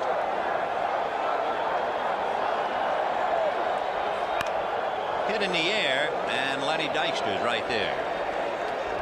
2nd out, and back to first goes Henderson. Then with Hurst coming up, they got him with fastballs. They didn't even fool around. And I just wonder if that's what they're going to continue to do, because when they asked Davey Johnson about it, he said, we're going to give him gas. You know, I'd like to conclude the thought. At the same time, I don't want to get into a scouting report. There is a Mets pitcher who doesn't like to throw to first. And during the series, if he's pitching, we'll have Keith Hernandez watched particularly closely. And you will see Hernandez actually gesture to him, throw me the ball. Only because the pitcher doesn't like to go over there. 0-1 to count. Remember Bruce Hurst, first major league at bat, struck out. And here he is again. 0-1. 1 ball, 1 strike. I don't think it's right that I should mention the pitcher's name. I think I'm getting into dead waters, and it's not the point anyway. We just want to talk about throwing to first. Before the game, Hurst walked through with 2 bats, and somebody asked me if he was looking for the plug. 1-1. Strike. Good eye.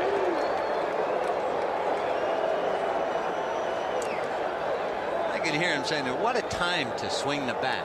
I have to pitch at Shea. I have to come to the plate in the World Series. Henderson at first, 2 out, 5th inning, no score.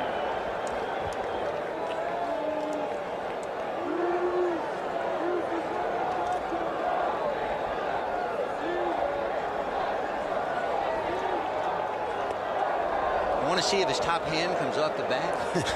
I just want to see his body stay in the batter's box. I'll tell you, it's tough to ask a guy who hasn't hit all year. He's like for 0 for 10 years has been his slump because he hadn't had the opportunity, and here he is. And with the bases loaded. All right, Bruce, nice swing. Way to go. Good eye. Isn't that what they say in the bench? Hang a dozen strikeout. Hang in there. And at the end of 4 1/2, no score.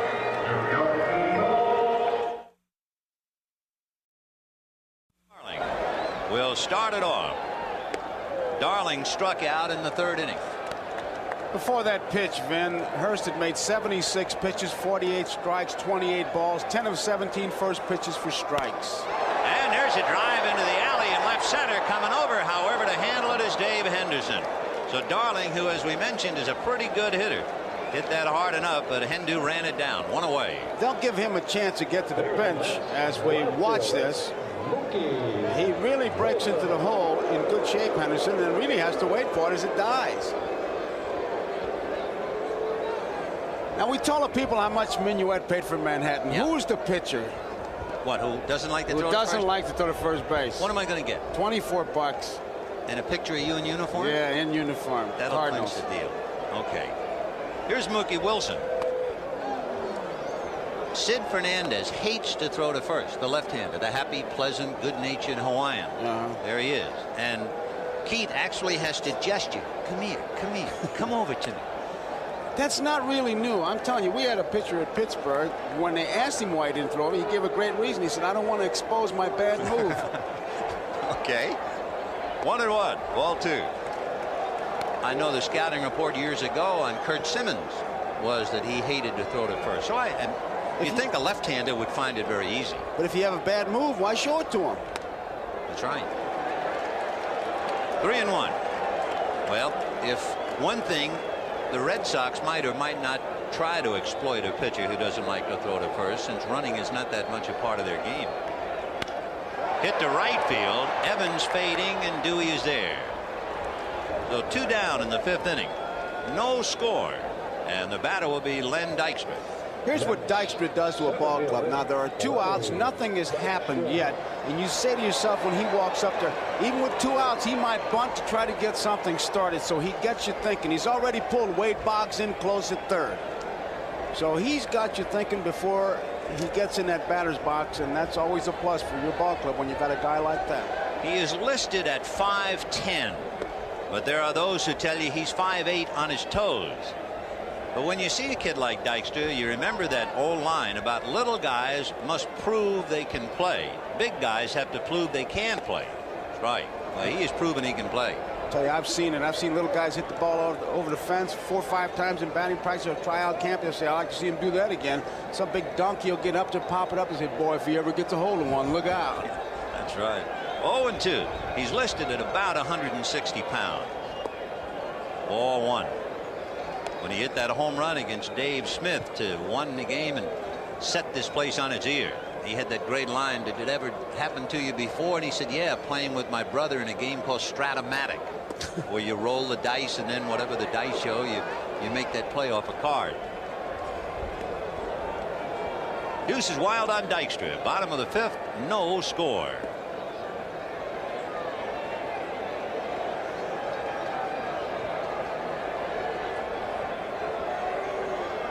Foul back. Bruce Hurst comes into this game in good shape. He's had 5 complete games in his last 7 starts, and he has put up good numbers, especially the 5 strikeouts. Well, that game he pitched against Toronto in Fenway was just a great game to clinch it. 2-2. Got him. So that's 6 strikeouts for Bruce Hurst. The Mets go quietly, and at the end of 5, no score. For a pitcher and catcher, there's always a game within a game. Here's Boggs against Darden his last time up. Boggs programs himself. Will he be right or wrong? Takes the fastball strike. Takes the fastball strike. And if you're looking all in the same spot, low and outside, they get him. So obviously they made up their mind. We're not going to give him any off-speed pitches, and the fastball is going to be low and away. And that time they got him. And that's the best hitter in the American League. He led it. Look at that, only 46 swinging strikes. He takes that first pitch with the theory that, and it's really one that's been around. Take the first pitch. If it's a strike, you know they're going to come back with it. And if it's a ball, you're ahead of the pitcher. He's got happy thoughts on his mind, as well as the World Series. His wife, Debbie, is great with child, and they will name the baby Brett. The godfather will be George Brett.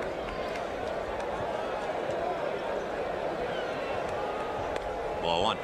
Split finger. The last American League batting champion to appear in a World Series before Boggs was George Brett. Comebacker, and Darling, a good fielder, stays with it.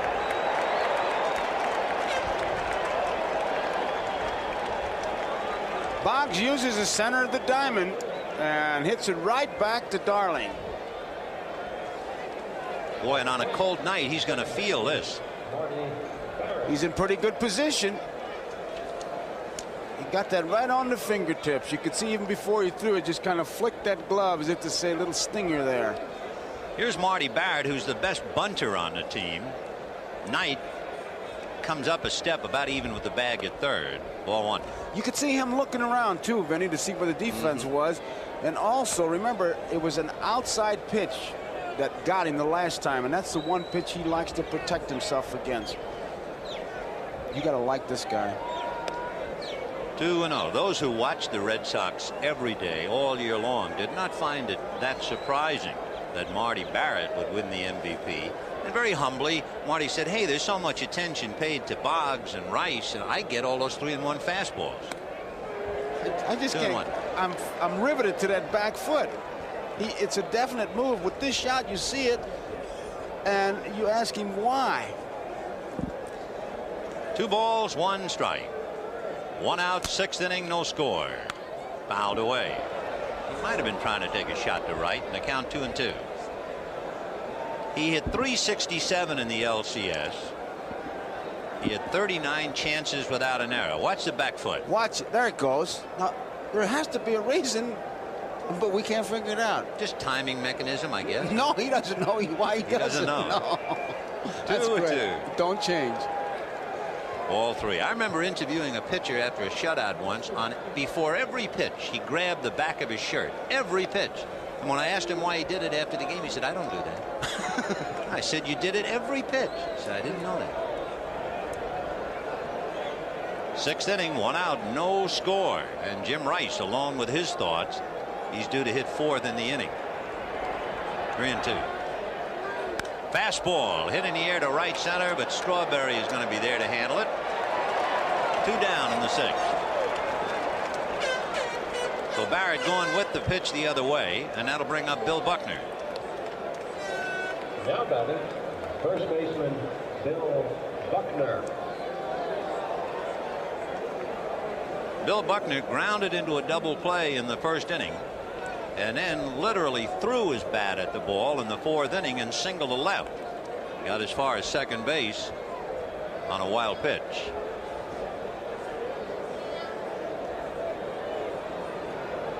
It's interesting, we're talking a great deal about the Charlie Lau theory of hitting. Buck fouls it away and taking your top hand off the bat after you have made contact and you're through the zone. Walt Reniak, the first base coach, the pride of Natick, Massachusetts, had only 99 at-bats in his major league career, and he's the hitting instructor. And I'm sure happy for him to make the big leagues. So now he can tell Doug Flutie and Joe Coleman to move over. He's the first guy from that town to make the big leagues.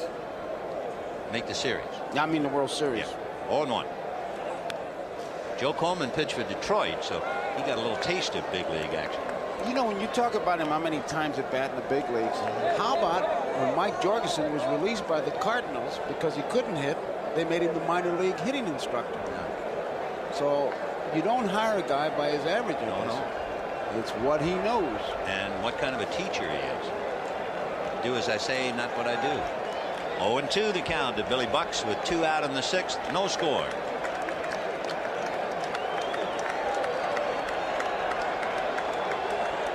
Breaking ball, and that got Carter. Gary Carter was bobbing and weaving, digging that thing out. Trying to get the low pitch. At the end of 5.5, no score.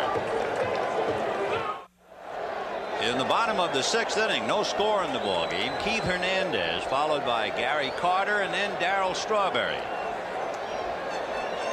Hernandez flied to center in the 1st inning, fouled out in the right field corner to Dewey Evans in the 3rd. The Mr. Consistency of the New York Mets. Ball 1. To back up the point, in 1984, Keith hit .311. In 1985, he hit .309. So in 1986, he hit .310. 2-0. 94 walks. So Hurst up against a man who knows the strike zone. Bruce has pitched very well. He has limited the Mets to 2 hits while striking out 6. He thought that was a strike, and so did the bench, but Kibler motioned that the ball was high. 2-0. In there. Great piece of pitching there. He had to come in with the fastball, but he was going to keep it to the outside part of the plate. He wasn't going to give him a ball he could pull. 2-1.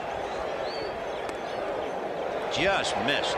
3-1. So Hurst now is behind to a very knowledgeable hitter with Carter and Strawberry coming up.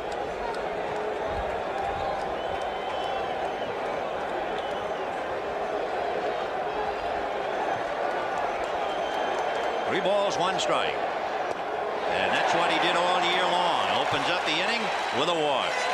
4 walks given up by Bruce Hurst. And the batter will be Gary Carter. Remember earlier, John McNamara appeared to be upset about Hurst's control, and he had Al Nipper get up in the bullpen. There is no action down there for the moment. Gary Carter grounded to second and hit into a force play.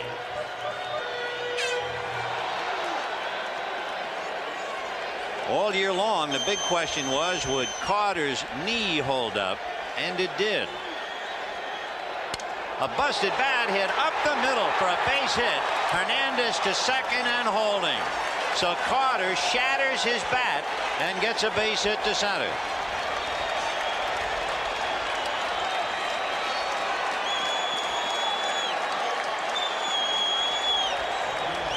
It's out of the strike zone, and the bat just breaks in half.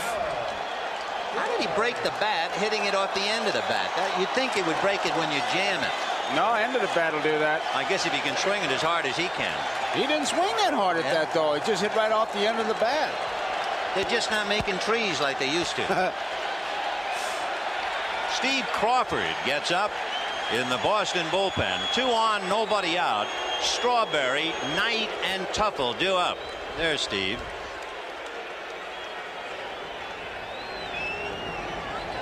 So first Gedman and now Owen come to the mound to talk to Bruce Hurst. Hernandez at second, Carter at first. Nobody out, no score, 6th inning. Just setting up who'll be covering in case the ball is hit back to Hurst. Strawberry struck out in the 2nd inning and walked in the 4th. High pop foul and out of play. Strawberry tried so hard to time that off-speed pitch. Well, you talk about twisting and turning in the wind, and he still couldn't do it. 0-1.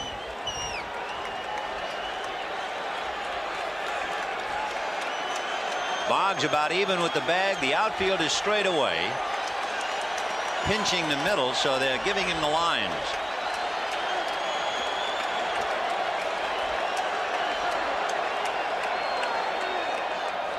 In there. So now he has Strawberry by the neck. 0-2. Boy, that was a big breaking curveball. That's the kind when you were a kid you called a drop. Roy Campanella called it public enemy number 1. I agree. 0-2 to Darrell. Got him on the inside corner as Hurst picks up his 7th strikeout and gets Strawberry for the 2nd time tonight. And usually in a spot like that, you'll see a pitcher work and try to set up a pitch. Not Bruce Hurst. He just went right after him, and then he throws it right there. Big curveball, and I'll tell you, when it breaks that much, that's like a scholarship to broadcasting school. Yep.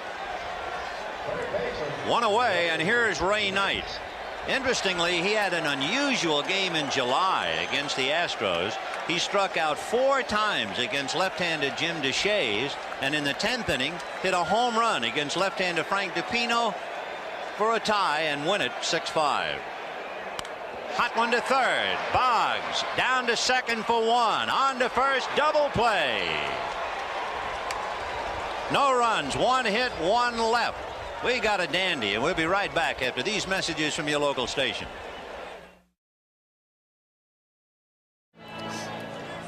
At the start of the game, it seemed like a rather insignificant note compared to all the notes we give you throughout the year and throughout the game and throughout the series. But it's true. The first game of the World Series, 9 of the last 14 years, the losing team has scored 2 runs or less. And traditionally, the first game is indeed a pitching battle the last few years. Well, I think there are a lot of reasons for that, too, Vin. Of course, you can't even talk about it in terms of the LCS, as exciting as that was. But ball players, for one thing, go in the ticket business for the World Series. Guys you never heard from. I know when I played in the one I did, I heard from everybody in the Army except Eisenhower and MacArthur. The only 2 guys that didn't call me for World Series tickets. So that's a distraction. But I tell you, when you begin to settle down and start to play, it'll bust loose. And remember, the pressure is here. And there'll be a little pressure right now on Ron Darling as he looks down the gun barrel of Jim Rice, opening up the 7th inning. No score.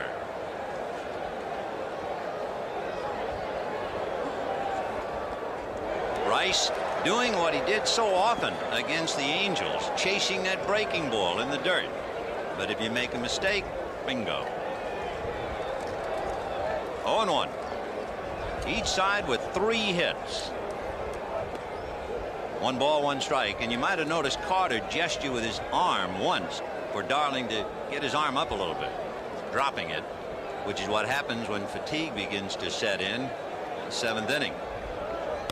Fouled away, and he really was coming over the top that time after the reminder. And Carter, as always, he kind of takes a look at those hitters. He wants to see who the peakers are. We watched him a couple times during our regular game of the week. And hey, by the way, it's a good how habit. about that story about Hernandez saying to him, if you call another fastball, we'll go at it right here and now? Well, in the pregame show, it's great he explained it because Keith was trying to break some tension, but he did tell him that. He was probably trying to break some tension today, but at the moment he was ready to fight him. Pitch inside. It was a good story anyway, breaking tension. I bet he meant it, because immediately Orozco threw nothing but sliders and struck out Kevin Bass, and it was over. Well, he said as long as it was going along, it was okay, but when the tying run got on, that's enough. 2-2. Big overhand jug in the dirt. And I was wondering whether Kibler was going to look at that, and he'll throw it out. Meanwhile, he came to New York, but not to play, and that's a tragedy. Tom Seaver, now with the Red Sox, has a date with surgery. Can't make it. Would that have been a story? Well, we have stories galore. 3-2. Missed down and in with the pitch, and that's a walk to Jim Rice. The second pass given up by Ron Darling. Stepping up to the plate, right fielder, Dwight. Now he has to face Dwight Evans. Let's take a look at Carter and his work behind the plate. Well, he's looking all over now. You see Wigwag. Watch him look at first base now. He's checking everything and then finally picks up the ball. So Rice is aboard with the walk. Dwight Evans had a look at Latchman down at third to see if there might be a play aboard. Evans a long out to deep left center, and we truly believe the wind cut down a home run. And then in the 4th inning he flied to left. Way out in front of that. Boy, that was a great move. And then you talk about pulling the string. He jerked his chain. 0-1. Well, Evans will look for a pitch. You remember in Fenway when he hit the home run in that big game, he said, I was sitting on it, and if he gets it, he can pop it out of here. It's always, well, that game within a game we're talking about. Rice at first, held on by Hernandez. Nobody out in the 7th. No score. Time. When you look at Dwight Evans up there, you have to remember he belongs in the Red Sox history book. Only Carl Yastrzemski, the great Yaz, and Bobby Doerr have played more games in a Boston uniform. The kid out of Santa Monica, Dewey Evans. He can do a lot of things.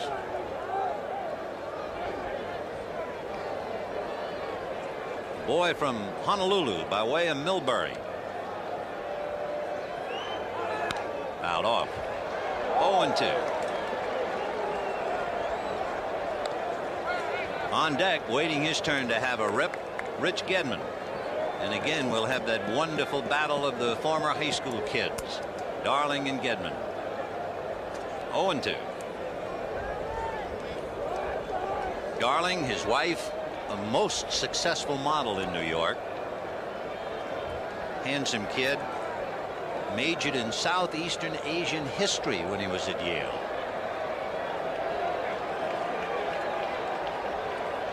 Rice holds, and it's in the dirt, squirting over to the backstop, and finally run down by Carter. So a big break. They get Rice to second with nobody out. They take the force play away from the Mets, and they count 1-2 to Evans. There's nothing you can do on this. A 55-footer, and it hits Carter right in the middle of the protector, a little bit to the left. Once again, it's that breaking pitch, and you can see Evans being the heads-up batter than he is. He says, go to second, and he kind of push. Carter's trying to get the ball, but he runs into Evans. You don't know where that ball is when it comes off you. I'll tell you what was so obvious. Darling opened up so much. His left shoulder came out as he was making that pitch. He had to come up short. That's exactly what he did. It was his left shoulder that caused all the trouble. A comebacker. Darling will hold Rice, and go to first. In other words, if you and I are looking at each other, and let's just say I'm left-handed, if I want to throw a punch at you, if I pull my right shoulder out, I'm going to be short. I can't reach it. In order for me to hit you, I have to keep my right shoulder in, and now I get to you. And that's what he did. His shoulder was so wide open, he had to throw the ball in front of the plate. Well, that's the first thing that pitching coaches always look when guys get in trouble. Is he flying open with the shoulder? It goes for a pitcher, it goes for a hitter. That could be a key play right there. Did not pick up the base with the out. Here is Rich Gedman. Popped up and struck out against his old high school foe and hits a ground ball right through Tuffle. Here comes Rice around third to throw by Strawberry. He's in there. Down to second goes Gedman. And Tuffle was fooled by the bounce. And at home plate, a collision and timeout. Darling was going behind the plate to back up on the throw. And he arrived at the same time. Jim Rice, it's his hand, it looks like, too, and Darling is down. It was Henderson who was coming up. Henderson wanted to give a sign and crashed into Darling. Henderson, the on-deck hitter, number 40. Oh, yeah, I see it now. He's the man who got hurt. And Darling was in the right place, but up against the wrong man. He was just trying to back up, and the on-deck hitter was trying to indicate slide or no slide, and you had a remarkable collision. And Henderson hurting that right hand and wrist. We'll see whether he can continue or not. Remember, Tony Armas has a bad ankle. Here's the play again. Watch.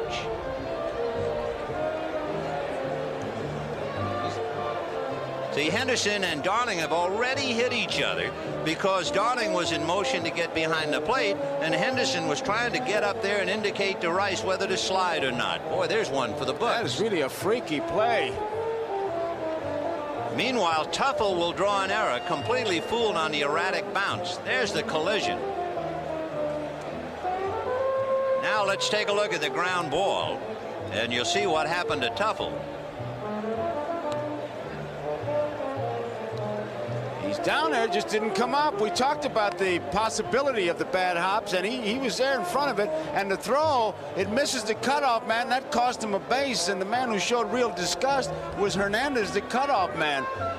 Because now 1 out, double play is not in order, a man in scoring position, so one error shows up and the other error will not show up in the box score, but that's a big base that Gedman was able to pick up.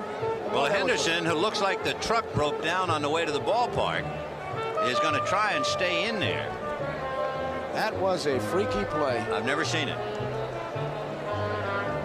I've heard Terry Harper of the Atlanta Braves dislocated a shoulder trying to wave a runner home while he was the on-deck hitter, as we see the ball go through Tuffle again. That's the first time I've seen the on-deck hitter and the pitcher have a head-on collision. There they go. Heels over tea kettle. And right down the alley comes Rice with the run, and it is 1-0 Red Sox. And very importantly, you have Gedman at second base. So instead of 2 out and a runner at third, 1 out, a run in, and a runner at second, and Henderson trying to pick him up. And the Mets have the reputation of manufacturing runs, but the Red Sox just did it with a walk, wild pitch, error. And Carter now asking for time. He might be counseling Darling, might be thinking about changing signs, but I think he's also trying to give Darling a chance to pull himself together.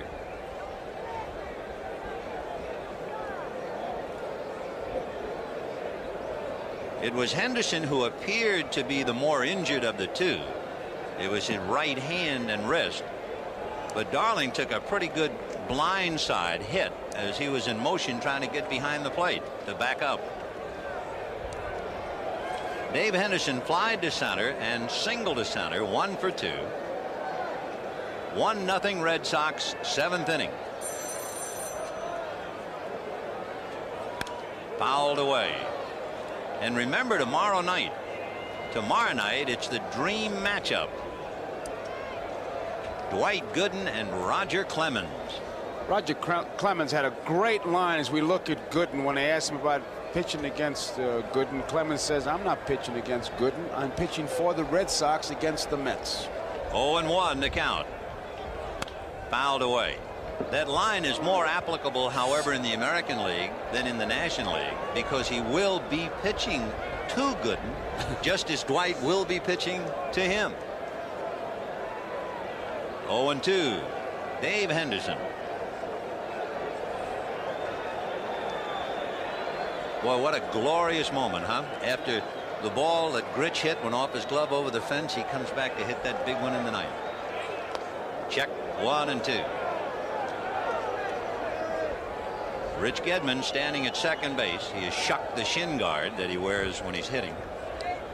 One away in the seventh. 1-0 Red Sox.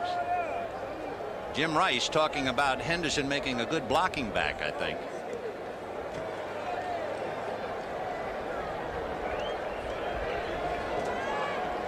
One and two.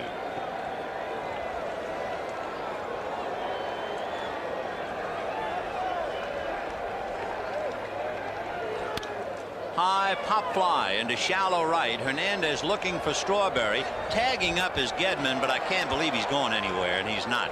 All he wanted to do was to make Strawberry throw the ball and hope he might throw it away. But I tell you, the Mets had it lined up perfectly. He threw it to Santana. Knight was behind him, and Darling, the good pitcher that he is, was backing up Knight, so they had it lined up. But Gedman did a good job in drawing the throw. Now let's see. There is always a decision to make in the National League. You have a runner at second base and two out, and the pitcher coming up. Now normally you might say, well, put this man on and let's strike out Hurst, and that'll be the end of that. There's no one throwing in the bullpen, and McNamara and his pitching coach Bill Fisher looking on. However, sometimes, not this time, they're going to walk on, but a lot of times a manager will say, go after that 8th place hitter. I want the pitcher to start the following inning. But this time they'll take the bat out of Owen's hand, and they'll go against Hurst, who is not, by the way, on deck.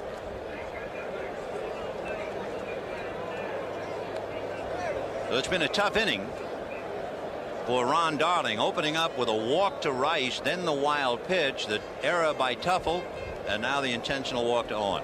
This is one of those situations we were talking about. Not that John would make a move, but you'd have to think about it. Do I pinch hit? Do I have somebody warming up? You have to do that 2 or 3 innings previous. You know, I remember an expression about a guy who was cheap with a buck, and they said he gives up a buck as easily as he gives up a tattoo. Well, Davey Johnson gives up intentional walks about as easily as he gives up a tattoo.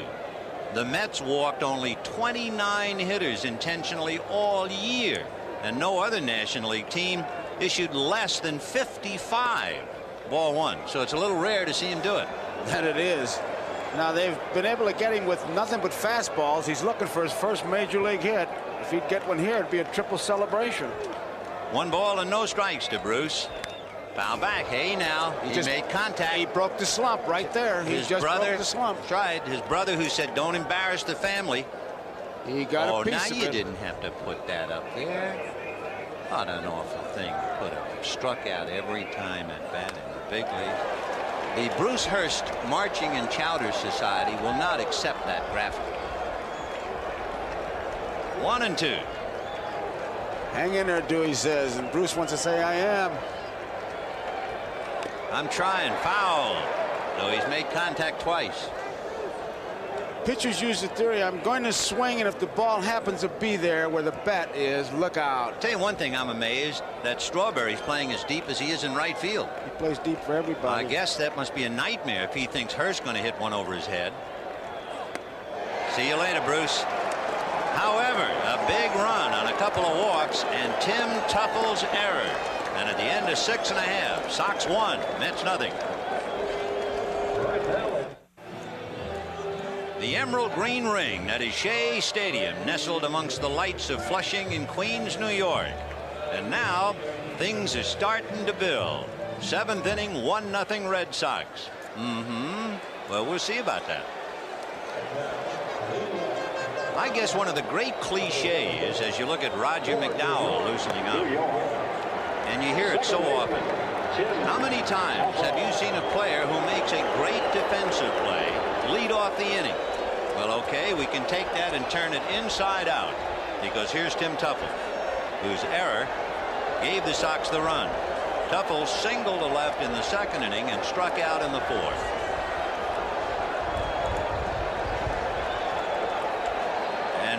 Boggs is deep and almost on the line. That means they open up the left side of the infield for Tuffle. And the fork ball. Here's that play again. He'll start to come up just a tad right there with the glove, and the ball stayed down. And that's the difference in the game. Tuffle will drag. They'll have to think about a bunt up there. 0-1. And strike two. Now he's in a hole. Just a perfect pitch on that outside corner. Tuffle followed by Santana, but then Darling is due to bat third. And I think that's why McDowell is heating up. Davies thinking about a hitter, especially after that collision with Henderson. You saw Gedman move to that outside part of the plate. The way he caught that ball, didn't catch it coming up with the face of the glove, but going down. Little roller to that hole because Boggs was on the line, and there you have it. That is one of the most debatable points in all of baseball. What should have been a routine ground ball, since Boggs was guarding the line, is a base hit. And the thinking behind it is give him the single, take away the extra base hit, and they gave him the single. And now Wally Backman will run for Tuffle. Take another look. Boggs is out of the play. He can't make it at all, and Spike Cohen is running towards the foul line. There's nothing he could do. All right, you got one of the pests on the bases, either Dykstra or Backman, and it's Backman. So Backman running for Tuffle.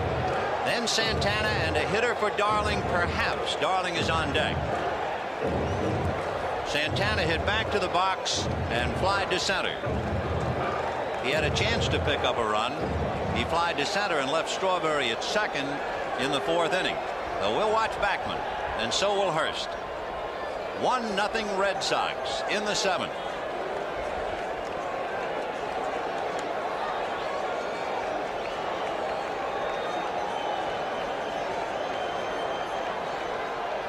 The bunt fouled away. 1-1. Buckner has to compensate for his injury and his legs, and he was off the bag, indicating he's coming in looking for the bunt. Now talking to his pitcher Hurst, I'm sure he's setting up something to say either he's coming in or come on over there and I'll break back. It's duly noted in the minutes of the last meeting. The first time the Mets really tried a bunt comes in the seventh inning. Exactly what he did. I'll go in but come back if you want to keep him close. Santana does not have much experience. Davey has had him sacrifice only once all year. He's choked up. And he got it down. Hurst has to go to first. Covering is Marty Barrett. And on the sacrifice, Backman, potential tying run at second base. And coming up, Kevin Mitchell. Buckner, the key man, he's trying to come in, but he can't be of much help. Hurst has to make the play, and Buckner ducks out of the way to give Hurst a clear shot at it. You know, it's really heartbreaking to watch a guy playing like Buckner in the World Series on a bad leg. It's really something. But here's the kid from San Diego, Kevin Mitchell. And John McNamara going over to look at the candidates, and the first thing he'll do now is run a line through the name Mitchell. He has been used. He won't have to think about him later on as a possible right-hand pinch hitter. Mitchell was about as busy as a kid could be this year. He started at 6 different positions, and he hit first, second, third, fourth, fifth, sixth, seventh, and eighth in the lineup.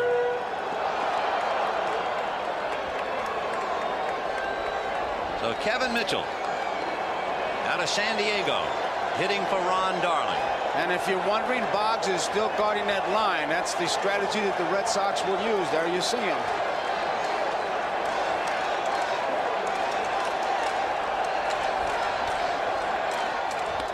Ball 1-0 to Kevin, and he has a look at Buddy Harrelson. Harrelson, when he coaches at third, is more vocal coach than a visible hand or arm coach. I'll tell you more about it. Swung on and missed. And when we get to Fenway Park, it could be very, very important for Harrelson and the decisions he makes with a runner at second base.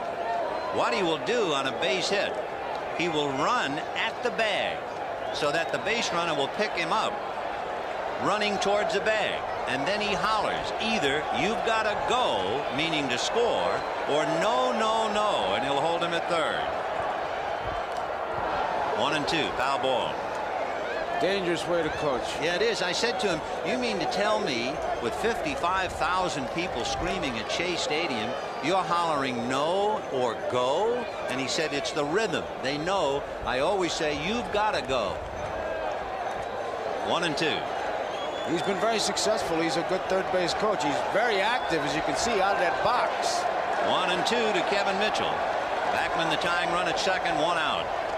Got him on the inside corner, and Kevin Mitchell, caught looking, becomes strikeout number 8 for Bruce Hurst, who is pitching a dandy. Big left-hander in the jam is really coming up with the great pitches. Look at Getman slide outside and come back inside if there was any peek, and he got him. And once again, look how he holds that glove inside the strike zone. It's not that he's trying to steal a strike. What he wants is that borderline strike, and that glove is always in the strike zone. And I'll tell you another way you can watch the catchers and see how many balls they drop. This kid doesn't drop many. Well, here now is Mookie Wilson with 2 out and the tying run at second base. Bruce Hurst, like Ron Darling, has struck out 8. Fastball on the outside corner. Calvin Schiraldi, the ex-Met, is heating up, if you can use that term tonight, in the Red Sox bullpen. 0-1. 1 ball, 1 strike.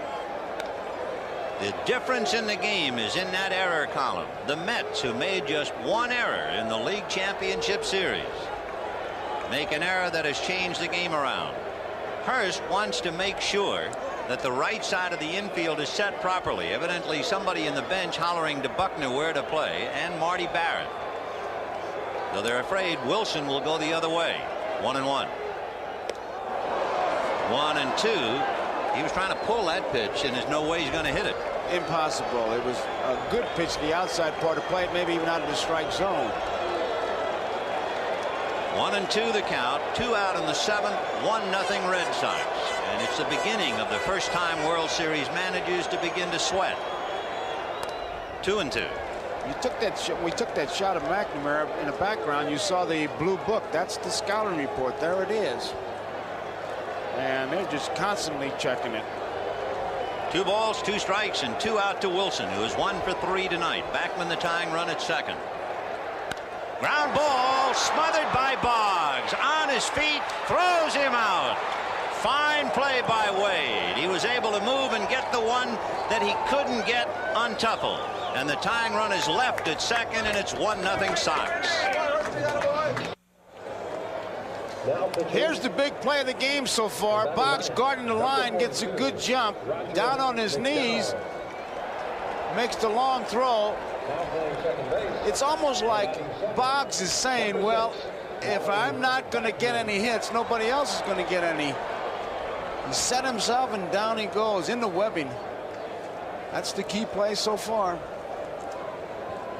Well, Wade Boggs is going to start it off in the 8th inning against Roger McDowell, who comes into the game since Darling went out for Mitchell. And remember, Wally Backman. And let's check. There is McDowell, but Mitchell is staying in the game. Kevin is in left field. So since Wilson made the last out, it's a 2-for-1 National League switch. And John McNamara came out to John Kibler to ask about it. Kevin Mitchell is now in left field, batting ninth. The pitcher, Roger So McDowell, Mitchell is in left field batting ninth. The pitcher goes in the last out spot, the leadoff role of Wilson. Roger McDowell. I can be wrong as he pitches to Wade Boggs, but I would swear that Gene Mauch back in the early 60s invented the 2-for-1 switch. If I had a bet on that, bet on Gene. Yeah. Strike one. I can never remember prior to Mauch's managerial time in Philadelphia the 2-for-1 switch, which we see every day now. 0-1 the count. Boggs hammers it right at Santana. So Wade, a bullet to short, 1 away, and Boggs goes 0 for 4.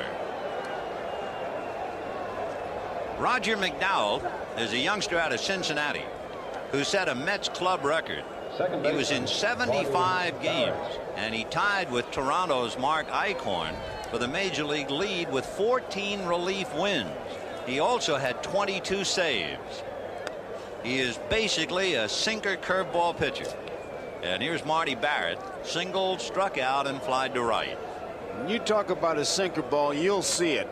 It is a hard sinker. He'll get a lot of ground balls if he's got that good one going.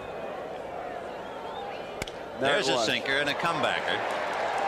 That's another thing. If you're a sinker ball pitcher, you are so accustomed to balls being hit back at you that you have to develop over the years a very good follow through. He was in perfect position to handle the comebacker. You're going to get a lot of those ground balls. Look at this follow through. And it's a heavy ball too. Look at the weight. Now he's ready. Weight equally distributed. He just dances over there.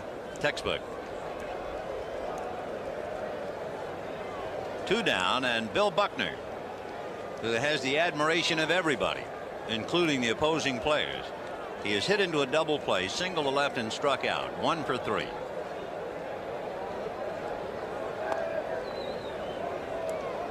One ball, no strikes.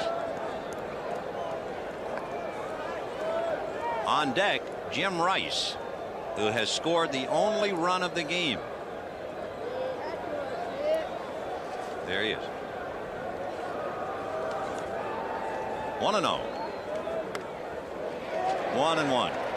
Back in 1974, World Series, Oakland against Dodgers, Game 5, and Buckner represents a tying run at the plate. 8th inning. He hits a shot into the outfield. It gets by Billy North, backed up by Reggie Jackson, who throws to Dick Green, who throws to Sal Bando, and Buckner is nipped at third, and the Oakland A's go on to win the series. 1974, but in some respects for Buckner, it seems like yesterday. Hojo is well bundled up. Gary Carter leaves nothing to chance. Look at him checking Buckner in the batter's box. He'll look up at him. He wants him to shake him off to confuse Buckner. 2-1. Ball 3. Someone described Buckner as having ankles like doorknobs. They're going to have surgery. Then he strained the Achilles tendon on the left leg. And he's playing. 3-1. 1-0 Red Sox. Top of the 8th. Chopper to short. It shouldn't be any contest for Santana. He just lobs it over there. So the Sox are gone in order, and at the end of 7, 1-0 Boston, and make it 7½. Bottom of the 8th inning, the Boston Red Sox leading the New York Mets 1-0. Dave Stapleton has picked up for Bill Buckner at first base, and at the plate is Lenny Dykstra. And to all intents and appearances and sound, the World Series is just now beginning. They know what this guy can do. He's the guy who kickstarts this Mets ball club.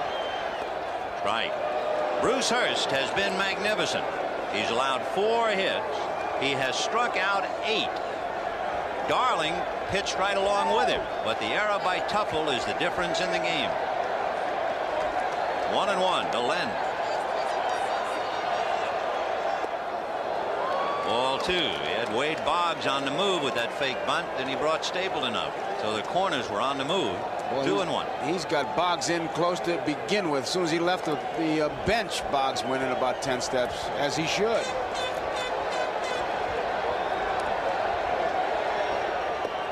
Ball 3, and now the Mets fans begin to loosen up. You have Dykstra, Hernandez, and Carter, and John McNamara begins to paw at the ground. He has Schiraldi along with Sambito now in the bullpen. That's a strike. 3-2. He had Nipper early, then he had Crawford. Now Schiraldi and the left-hander Joe Sambito, who used to be a Met. 3-2, the count to Lenny Dykstra. Big pitch for Bruce Hurst. 8th inning, 1-0 Boston. High fly ball into right center. Dave Henderson calling. 1 away, and that puts the lid on some of the enthusiasm, and it'll bring up Keith Hernandez. Mets, first baseman. Of all the people here, I guess the fellow with the most mixed emotions would be Lou Gorman of the Boston Red Sox front office, who had so much to do with the Mets as assistant to Frank Cashin in the signing of Dykstra, Mitchell, McDowell, Aguilera. In fact, there is quite a Boston-New York connection, and it really begins with Gorman. Right.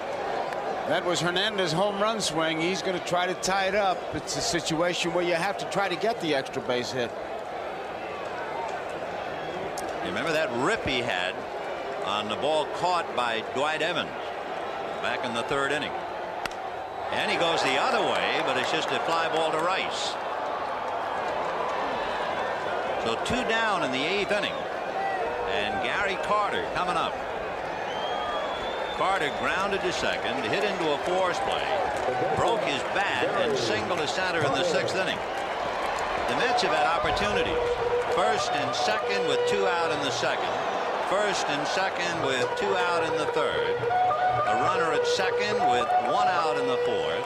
1st and 2nd and nobody out in the 6th. The leadoff man aboard in the 7th, and yet Johnson has come up empty. 0-1. So the Mets have had their opportunities, and each time Hurst fights them away. Got the power guys up. They're trying to hit that outside part of the plate. And that's hit to the gap, and Henderson appeared to go back and now recovers to come in and make the play. So 3 fly balls, and Hurst walks off leading 1-0 at the end of 8. Friends, just a reminder, this telecast is presented by authority of Major League Baseball and may not be reproduced or retransmitted in any form without the express written consent of Major League Baseball. Vin Scully along with Joe Garagiola here at Shea Stadium in New York as we go to the 9th inning of Game 1. And the Red Sox leading 1 run, 3 hits, no errors. The Mets no runs, 4 hits, and 1 error. The Red Sox will have Jim Rice, who scored the only run. He walked opening up the 7th inning, advanced to second on a wild pitch, and scored on the ground ball that went between Tuffle's legs when Tim started to bring his glove up and the ball hugged the ground. If you're wondering about Hurst, who's on the bench right now, in 8 innings, he's made 114 pitches, 78 strikes, 46 balls, and he's getting that first pitch over in pretty good shape. 19 of 31. So 1-0 Boston in the 9th. Fastball in there for a strike, inside corner at the knees. Roger McDowell. He faced 21 batters in the LCS. 15 of them hit ground balls. He struck out 3 more. Strike 2. That's the sinker followed by the curveball. 2 of the 3 tonight have hit ground balls that he has faced. 0-2 to Jim Rice. Grounded out, walked twice. Is Carter checking for peekers?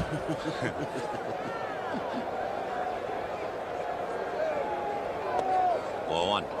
If you are not keeping score and you wonder about the Mets in the 9th inning, it will be Darryl Strawberry, Ray Knight, and Wally Backman. 1-2.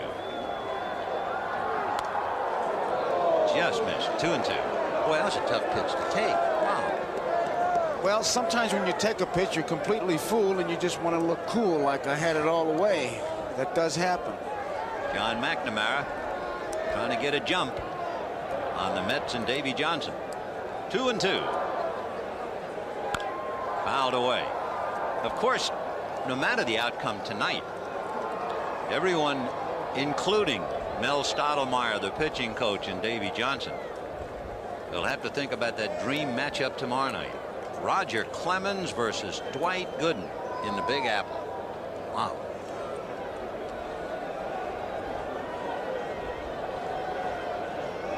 There's Dwight.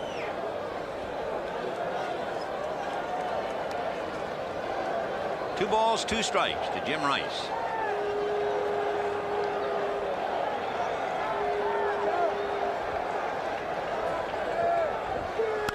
Big bouncer off his glove by the mound, and Roger can't pick it up. So we were talking about his follow through and how he's accustomed to having balls hit back at him, and he couldn't flag that one. That ball always appears to be coming back much harder than it is. He looks like he's in good position. He really put some extra on it. He was in good position. It just kind of goes off his glove, and as always, you're the last guy to try to figure out where the ball is, and his first grab, when he misses it, it's just too late. But he was in good position, as the replay showed. Just didn't make the play. By the way, there are 3 official scorers for the World Series. Red Foley of the New York Daily News, Dave Nightingale of the Sporting News, and Charlie Scoggins of the Lowell, Massachusetts Sun. Dwight Evans, ball 1. That error goes right hand in hand with the run.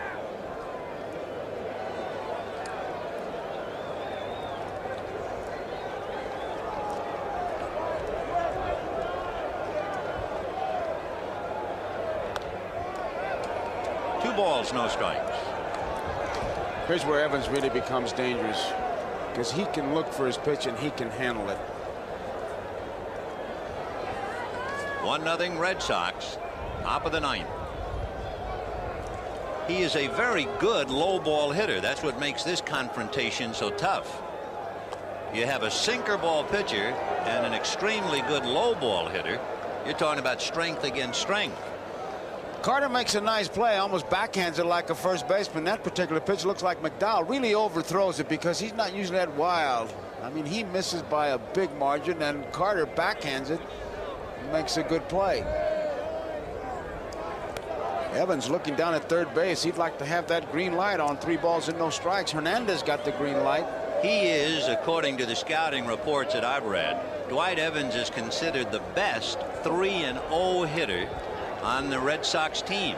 And again, remember, he's a low ball hitter against a sinker ball pitcher. Let's see. Nope, ball 4. You give him 2-0, 3-1, and he becomes really tough. 3-0, and you can see that, hey, you're asking for trouble. Now they got a meeting. Everybody's going to go. The whole infield, and McNamara. Runners at first and second, nobody out in the 9th inning. Davy Johnson watching like a hawk. No one throwing in the pen. It's up to McDowell, and the batter will be Rich Gedman. Now you have completely opposite that you had with Evans. Now you have basically a high ball hitter.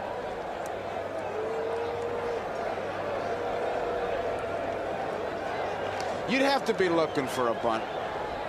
Knight is in, backing off. Hernandez is behind the runner and backing some more. So Gedman does bunt. There's a play at third, and there it is, a force play. McDowell to Knight, 1-5, erasing Rice. I just wonder if Gedman was able to pick up Hernandez way back. You'd be looking for the bunt. Knight was at third base, but as you pointed out, Vin, Hernandez back. Now look at Hernandez going back, a lot of room.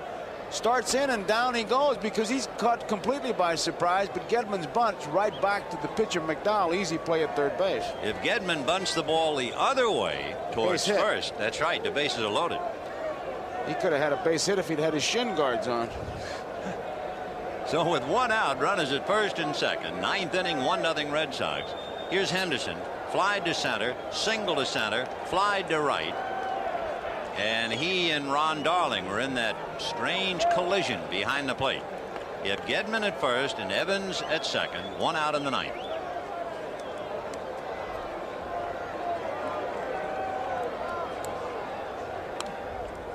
Off the corner, ball 2, 2-0. This is rare for McDowell. He doesn't do this, get behind the hitters like that, because you get behind like that, you have to really come in, and sometimes to come in, it take a little bit off, and that's big trouble. You know, it might also be now, after about the 4th or 5th inning, the players are beginning to realize they're in the World Series. Maybe all of that LCS excitement has finally gone away, and now the realization, this is the end. He's high again, ball 3. The Sox have had runners in scoring position tonight, 3 of them on walks, and a walk has set up some trouble tonight. Henderson keeps looking at Latchman. He won't even look at him. Henderson wants to hit 3-0. You would tend to doubt that. That's in there. The crowd, at least for the moment here in the 9th inning, sitting very quiet, which is not the rule here at Shea normally. We'll see about the bottom of the ninth when the Mets come up. But 55,076. Ground foul. 3-2.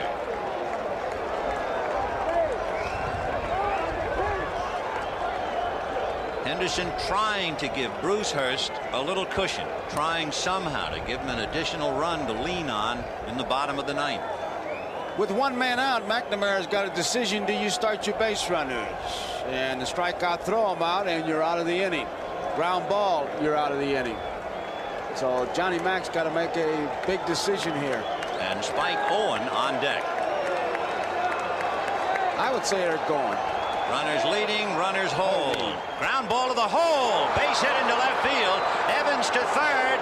Mitchell's throw is there. He is out at the plate.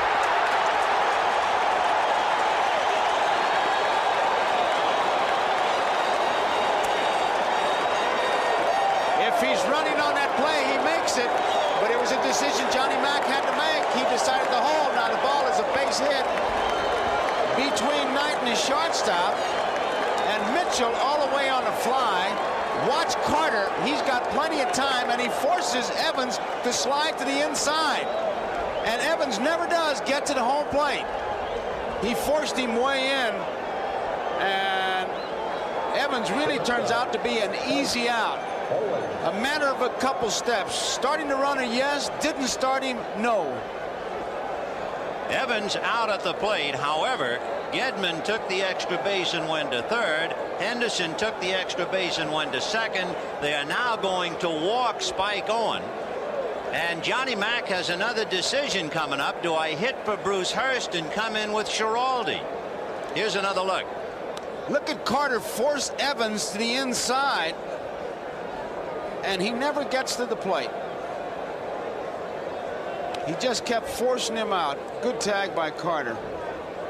So Spike Owen, hitting 8th in the lineup, will receive his second intentional walk. And Bruce Hurst looks at the dugout and starts to take his windbreaker off as Evans goes to the pits for repairs.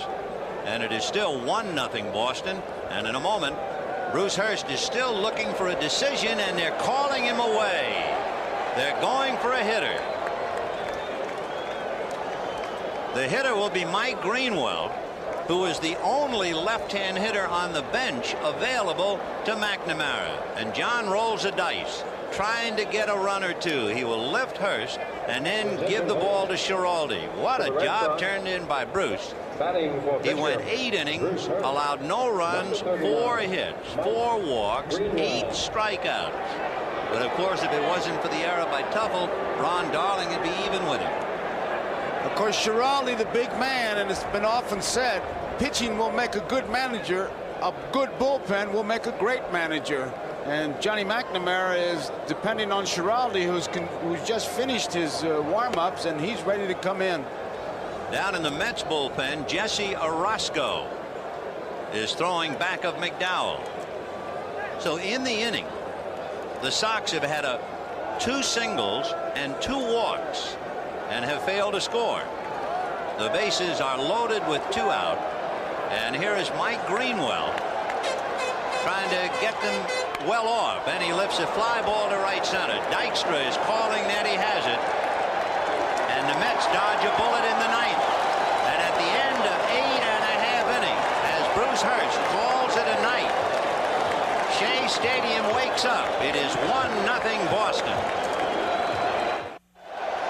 It has been a long time here at Shea to see the Mets shut out, and the Red Sox are 3 outs away from doing it in Game 1 of the World Series. The Mets, thoroughly stifled by Astro pitching, got away with it as they were, in a word, scot-free for the final game. Now they get the battle cry, wake up. They're going to have to wake up against a former Met, Calvin Schiraldi, out of Houston, Texas. He was a teammate of Roger Clemens and Spike Owen at the University of Texas. He has a great fastball, an excellent control, a good forkball. In the words of Don Baylor, Calvin Schiraldi could be the next Goose Gossage. Well, we'll see. And now they're alive and awake time is called. There's something on the field down in right field, beach ball. Darryl Strawberry struck out in the second inning, walked and stole a base in the fourth, and struck out in the sixth. You might remember he hit a home run to break up Nolan Ryan's shutout in Game 5. The pitch that seemed to confuse Strawberry in the LCS was the low curveball, low inside, but Shirali, outstanding fastball, and here he comes. 0-1. If you wonder who pitched the last shutout at Shea, September 11, 1985, a former Red Sox, John Tudor. Ball 2. Calvin Schiraldi trying to save it for Bruce Hurst.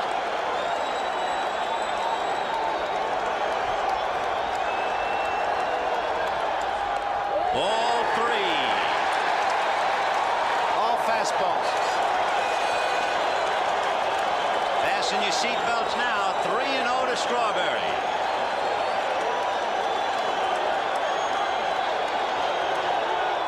Strike. Outside corner. Good pitch. 3-1. By the way, Strawberry can hit the outside pitch the other way, a long way, as Davey knows. Ball 4, and the tying run is aboard again. The leadoff batter has gotten on base 1, 2, 3, 4 of the last 5 innings, and they've been unable to get him home. And now the batter is Ray Knight. Knight walked in the second inning, popped up in the fourth, and hit into a double play, a big one in the sixth. And Bruce Hurst hoping that his one-run lead will hold up. Knight is now talking to Harrelson. He's not sure of the signs that Harrelson was flashing. Knight a double play man. Johnson has played for the one run to tie it up, and you just cannot assume that he will not be bunting. It's just Johnson doesn't play according to that famous book we all hear about. Ray Knight 0 for 2. Bunting, and down to get it is Stapleton. Throws, got him. What a gutsy play by Stapleton, because his first grab was not a true grab. And you see Knight at first base kneeling. Stapleton grabbed the ball, couldn't get it out of his glove. Now watch what happens here.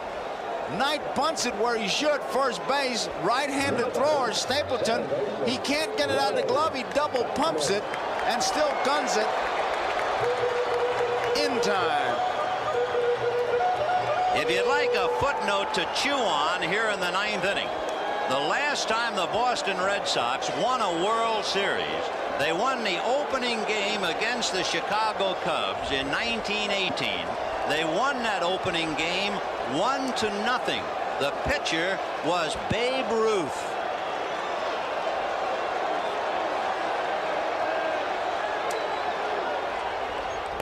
Ball 1 to Wally Backman. Remember, Backman ran for Tuffle in the 7th inning. Knight at first, 1 out in the 9th, 1-0 Boston. Danny Heap is out on deck to bat for Santana.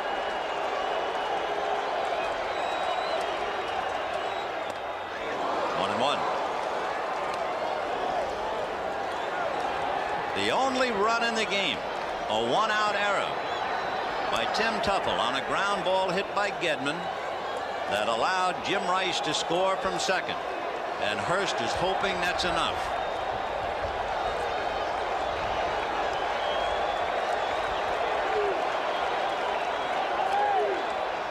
Fouled away. Boy, on such little things the big games hinge. A decision whether to run Evans off second base or not. Johnny Mack decided not, got him thrown out at the plate. He puts Stapleton into first base, and he gets the big force out at second base.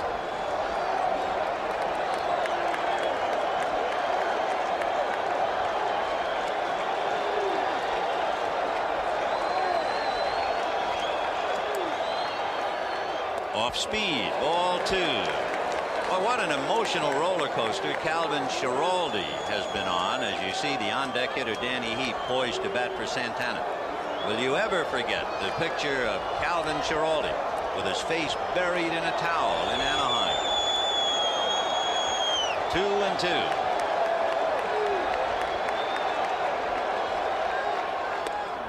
Ball 3 on a borderline pitch. He'll check at third, and he just did hold up. That's the one he wanted right there. Backman, he put the brakes on in time. Knight at first, 1 out. Stapleton holding the bag. McNamara dying a little bit, and Johnson just staring and hoping. 3-2 with 1 out. Knight goes, and it's a little fly ball to shallow left. Rice coming up and makes the catch, and Knight gets back to first. So Backman, a little fly ball to left field.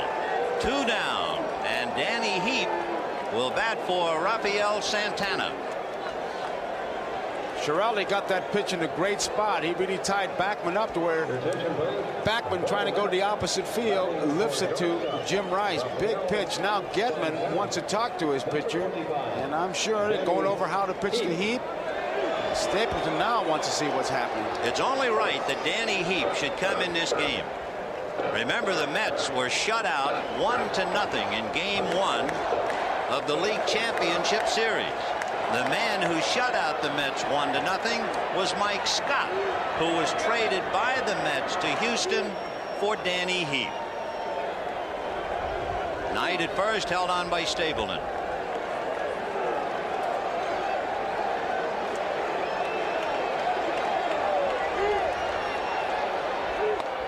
Right. 0-1 to Heap.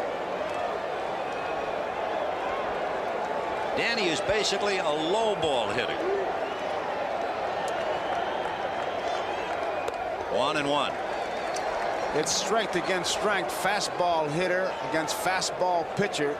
But if you're out in a spot like this, you don't want to go with finesse. You do what Schiraldi's doing. Pump. 1-1. In there. And the Mets are down to their last strike. The Red Sox know about that.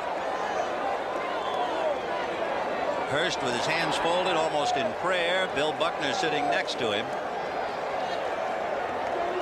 1-0 Boston, 2 out, bottom of the ninth. Knight at first. 2-2. Schiraldi looking over his shoulder, just making sure that Knight is there, and it's also part of his pitching rhythm. The difference between the two teams, an unearned run. Got him, and the Red Sox have beaten the Mets in Game 1, 1-0. A symbolic 1-0 victory when you go back to Ruth in 1918. There haven't been that many 1-0 games in the World Series openers, and this gem will go with all of the others. You start with Ruth, and you wind up with Hurst and Schiraldi, as Johnson and the Mets wind up with nothing. 1 run, 5 hits, and no errors for Boston. No runs, 4 hits, and 1 error for the Mets, as Hurst gets his win. And tomorrow night, as Seaver can congratulate Hurst, we get Gooden and Clemens. Hurst didn't need that much help. He needed a defensive play from Boggs. He got it, and they got a defensive play from Stapleton at first base on that bunt. And outside of that, it was all Bruce Hurst. He really pitched himself a tremendous ball game. And here was the difference between Bruce Hurst and Ron Darling, the difference between winning and losing, and the difference between a good night's sleep and a nightmare for Tim Tuffle. There it is. And plus this is a good play, because one had gotten by him, but Boggs one knee, and Stapleton at first base. The bunt by Knight, it's in the proper spot, right-handed thrower. Stapleton reaches in, can't get it out, and then finally gets it out and really puts something on that throw, and in time, big play. So it's a 1-0 Red Sox win with Gooden and Clemens tomorrow night, and Game 1 is history. We'll be right back.